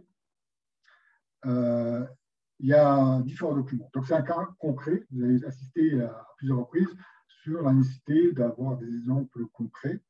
Donc, c'est un contrôle que j'avais conduit il y a quelques années. Je pense même que Marie-Odile était mon procureur financier à l'époque. C'était toi qui avais conclu sur ce contrôle. Donc, je crois bien. Encore une station thermale. Pas la station thermale dont j'ai parlé tout à l'heure, mais une autre station thermale avec une petite collectivité, Montron-les-Bains, qui est dans le département de la Loire, de la Haute. La Loire. Et qui gère une station thermale. Et dans le cadre de ce contrôle, je me suis aperçu en ouvrant le contrôle qu'il y avait une SEM. Donc, autant faire le contrôle de la SEM également. Puis après, on a vu que la SEM était associée à une SCI, donc une société civile immobilière. Et en fait, quand les risques étaient bien cachés dans la société civile immobilière, vraiment bien cachés.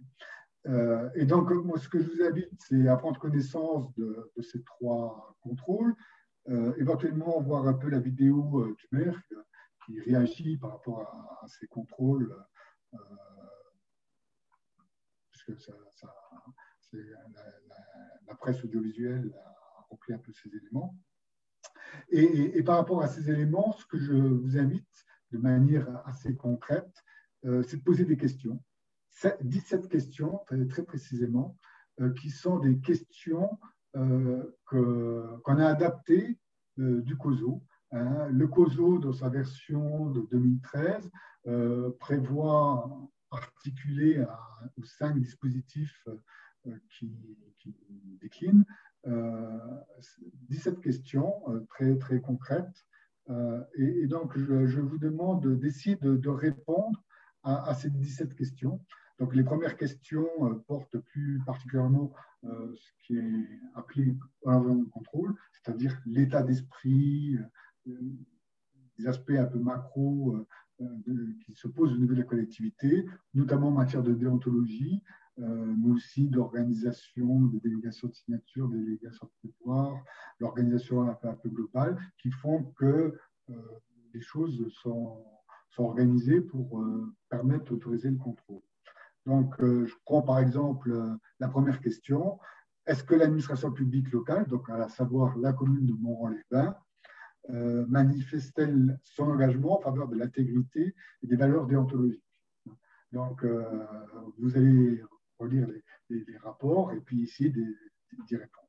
Bon, je ne développe pas tout, on reviendra sur le développement de cette présentation, mais sachez quand même qu'il y a donc ces 17 points de contrôle, en quelque sorte, 17 questions à poser à la collectivité et à ses satellites, donc la SEM et la SCI, de manière à voir comment vous pouvez à la fois vous réapproprier les questions formulées du COSO et comment on peut les adapter au secteur public local dans un cas très très concret.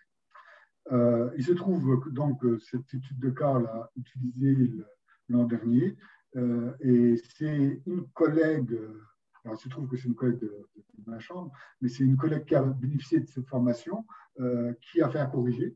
Et donc le corrigé qui vous sera proposé la semaine prochaine, c'est un corrigé fait par une vérificatrice qui a appliqué le modèle donc, du COSO, du contrôle interne du COSO, à cette collectivité territoriale et puis à ces 2 satellites.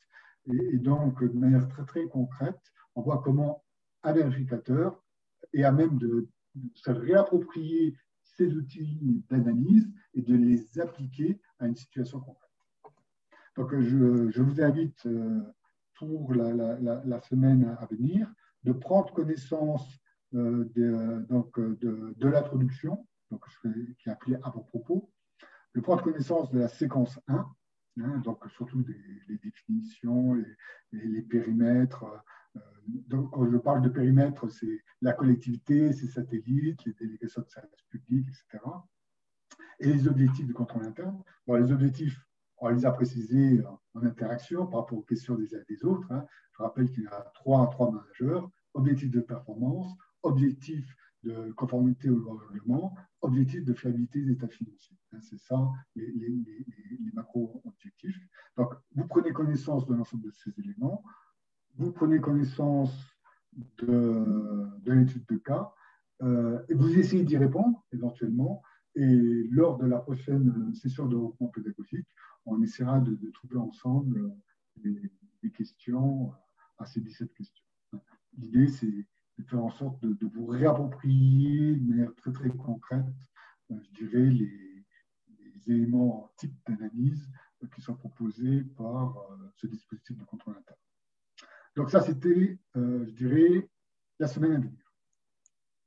Ensuite, il y aura une autre séquence donc, pour la deuxième semaine qui sera consacrée aux acteurs, rôles et responsabilités. Donc les acteurs, bien sûr, c'est le maire, c'est le comptable assignataire, mais c'est aussi l'assemblée délibérante, c'est les membres les agents de la collectivité, quelles sont leurs responsabilités, etc. Donc c'est vraiment appliqué au secteur public local. Et quel est le dispositif de contrôle interne applicable aux collectivités territoriales qui est possible de mettre en œuvre dans ce cadre-là. Et il y aura la présentation également d'une deuxième étude de cas, toujours consacrée à Morand-les-Bains, pour éviter de relire d'autres rapports, mais avec un autre thème.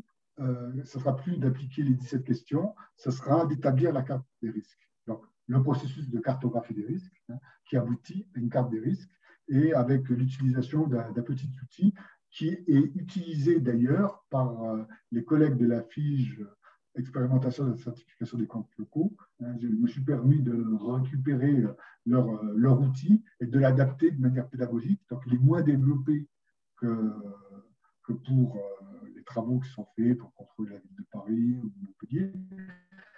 Mais il est adapté d'un point de vue pédagogique pour pouvoir être applicable à la commune de Morand-les-Bains. Donc, deuxième étude de cas. La troisième semaine donc, sera consacrée à l'évaluation de la gestion des risques et à l'intégration des activités de contrôle avec des processus. Ce sont aussi des éléments qui sont prévus de COSO.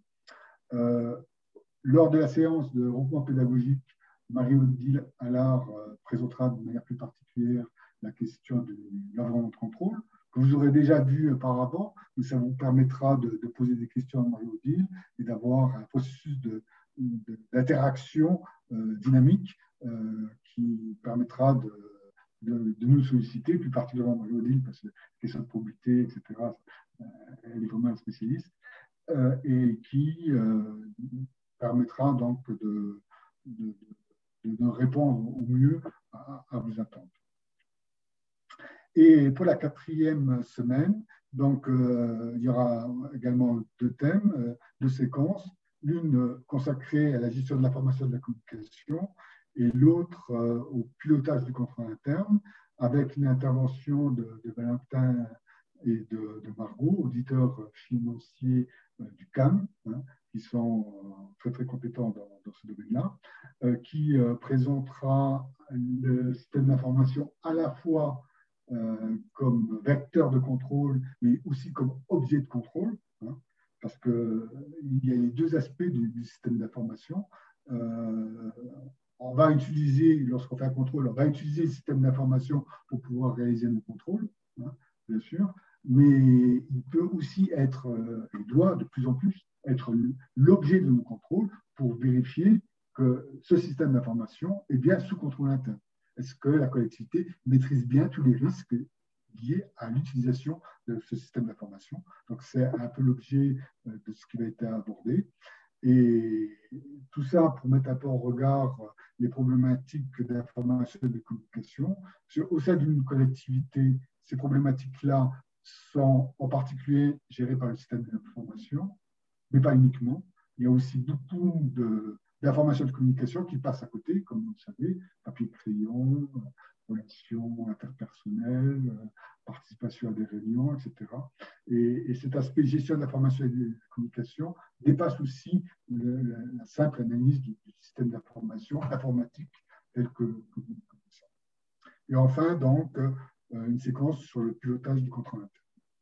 Et ainsi, en 4 semaines, nous aurons vu ensemble l'ensemble des différents dispositifs du COSO et on essaiera bien sûr de l'articuler au maximum, à la fois avec le secteur public local, bien sûr, mais aussi avec les travaux contemporains de la FIGE, expérimentation et certification des comptes locaux. Est-ce que vous avez des questions à nous formuler?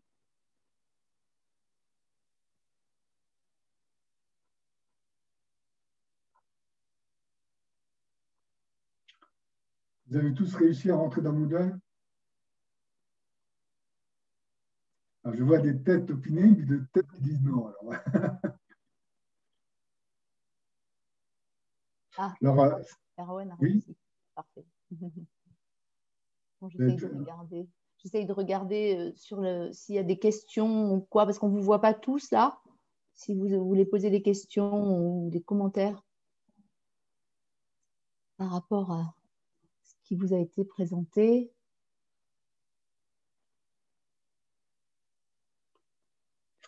Voilà, bon, s'il n'y a pas de commentaires, je vous remercie beaucoup de votre participation à cette première session de regroupement pédagogique. Je vous remercie de vos questions, de vos remarques. Je vous invite pour les semaines à venir, donc bien sûr de prendre connaissance des outils et des progressions pédagogiques qui sont mis à votre disposition. N'hésitez pas à nous formuler des questions, donc à Margot, système d'information, à Marie-Odile et à moi-même, de manière un peu plus générale.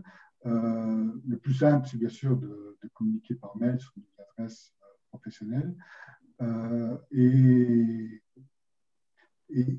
éventuellement penser à bien préparer les sessions de développement pédagogique à venir de manière à ce qu'elles soient le plus interactives possible. C'est agréable pour tout le monde et c'est vrai que je préfère répondre à des questions, m'adapter à vos attentes que de m'adapter comme ça sur des questions un peu générales. Marie-Odile, tu veux dire le mot de conclusion? Non, j'ai pas de complément vraiment à ton propos très, très complet, très détaillé. Donc, tu as présenté le séquençage et la progression. Voilà, donc, effectivement, avec des cas concrets qui, je l'espère, répondront à vos attentes. Et puis, voilà, je voulais vraiment vous remercier. Je ne sais pas si vous êtes surpris par cette nouvelle forme, vous pourrez nous le dire. Et puis voilà, au plaisir de vous retrouver. Alors la semaine prochaine, je ne serai pas là, c'est Vincent qui aura toute l'animation du regroupement, puisqu'on est en séminaire des procureurs financiers, où je retrouverai Yann par contre, sauf si Yann fait défaut. Je crains être obligé, comme toi, d'y être et donc je m'excuse par avance auprès de Vincent de mon absence pour le moment. Voilà. Et puis donc, au plaisir de vous retrouver. N'hésitez pas, effectivement, comme l'a dit Vincent, à nous questionner avant les regroupements sur des points éventuellement particuliers qu'on pourrait préparer. Voilà. Merci à vous de vous intéresser à ce sujet qui me paraît assez fondateur pour rénover notre approche, quoi.